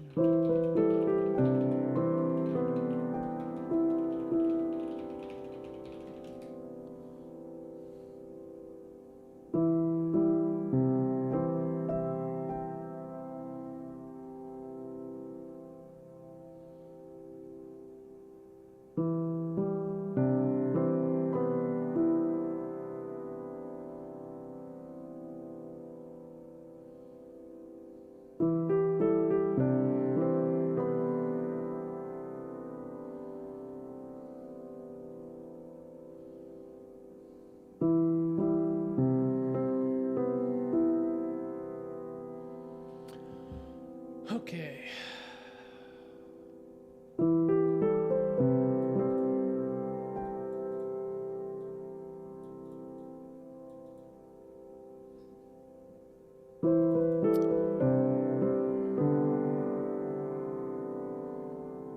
I know this, but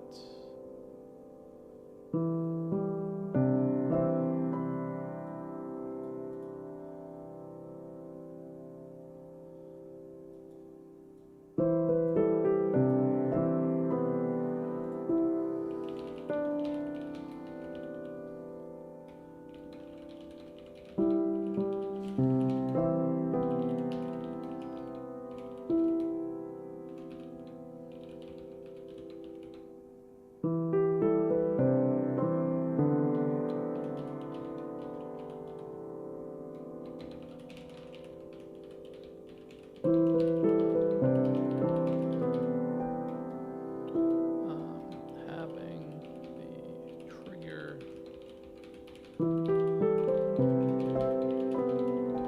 is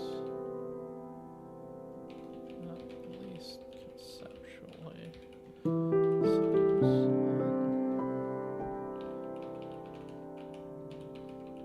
the invoker.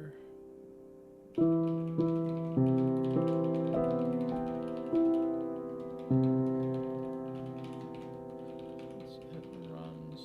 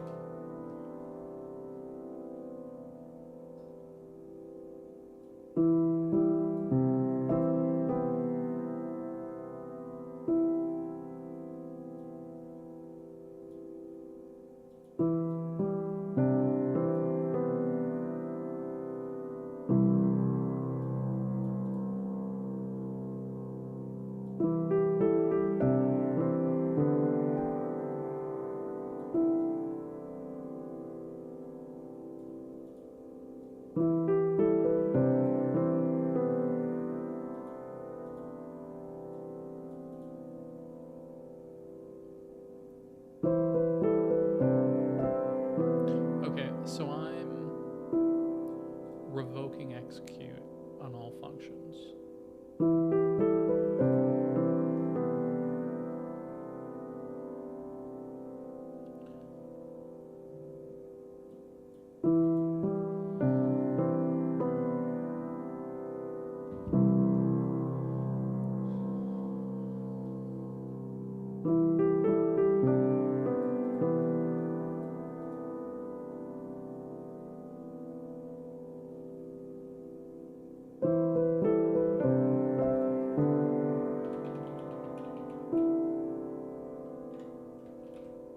Okay, so in theory that should work.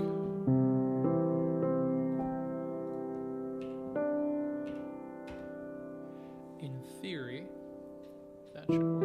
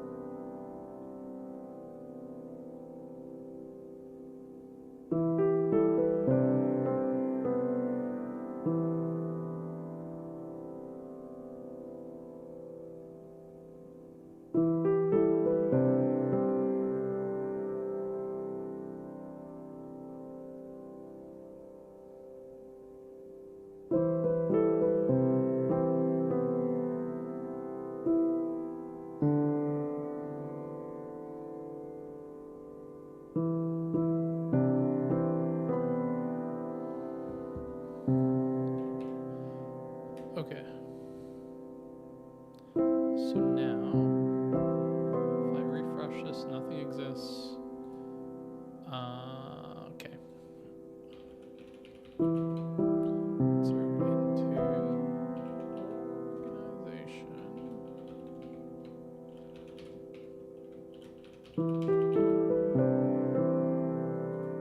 And I'll log in.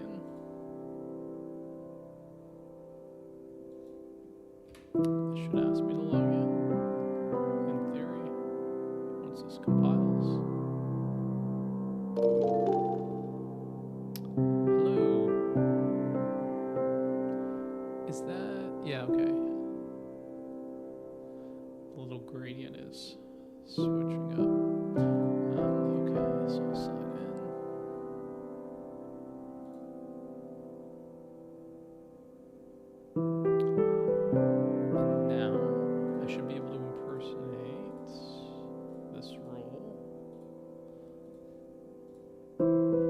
So that works. And if I look at the table, there is an organization and there is a membership. Okay, sweet. So that looks like everything. And I can see it, but it doesn't actually show. But I can fix that. That's like a cosmetic issue. Okay.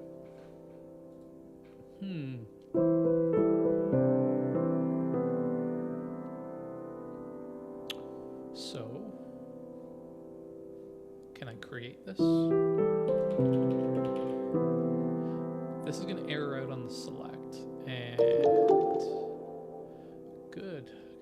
I am probably leaving within 5 minutes, so I apologize. You're the first well, you could be a robot still, but you're the first non-robot. Hello, the first Tomo.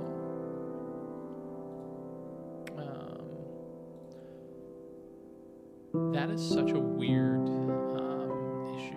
Okay, so I've created it. I think it may have errored on the select. You're not trying to sell me anything. Well, then I'm very disappointed. All I want to have done on this is have people sell me things. Okay, so this doesn't insert. And I think the reason why this doesn't insert is if we go back to the data provider, this guy, how many bots have you? I mean, I don't know if it's a lot or a little. Probably the same amount everyone else gets, who is relatively unpopular in this domain. I imagine people like Crawl, who's streaming, and just put those bots into that situation. I am reading chat. Yes, hello. I said hello to you, but I didn't say Isabella3, so hello. And can you guys see this like little chat thing on the top right? Yeah, great. Thanks. Not lowest in my heart, but I understand the lowest in terms of what exists. Okay, what was I doing again? Oh yeah, this guy. So the insert function, which is here, or create. Well, not now. Thank you very much for joining. I probably was right before. So the issue is this. So this select, whenever I create anything, is it low? So, oh, it is low. Is it low because so it's at 0 dB. Hello, hello, hello. Why is it low? Oh, it's low because of this. Hello, hello, hello, hello, hello, hello, hello, hello, hello, hello, hello. That should be better. Yeah, is that better? Is that better? That's probably peaking too. Hold on. Hello, hello. Oh, that's peaking. Is that peaking? Oh, yeah, you probably can't, or I guess you can see it, right? So you can see it from my desktop. So it should show. Can you see on the screen? Like, is it saying the first Tomo, where's the other person talking from, and then Isabella3, yeah, better now? And it's showing on the top right? Like, yeah, okay. So they're talking from Kick. You can see the little icon. So you're talking from Twitch. They're talking from Kick. So it's multi-streaming right now to different platforms. So that's where they're talking from. So in theory, if you aggregate the two people I have from different locations, I'm not the last universally. Yeah, so this is in theory. So I gotta go after this, but I'll explain what's going on here. So this is just multi-streaming, right? So what happens is every time you stream, you're just sending bits over the internet, right? You're broadcasting a channel. And Streamlabs has this by default. So I can just set multiple streams. But you can actually do this Twitch channel. It should be just my name, I think. I can't. It's probably just the same thing that it is on Twitch. I should put that in all the different. I don't even know if I can anymore. Yeah. But the actual way that it's done is pretty interesting. There's a simpler. You can do it for free. So a lot of these Restream and Streamlabs and stuff, they sell it. But you can just have a Docker container running on your local computer that will stream it, multiplex it out, and it just takes the same bits and uploads it to separate locations. And that's all it's really doing is they're all using, I'm going to mess up the acronym, Real-Time Streaming Protocol, RTSP.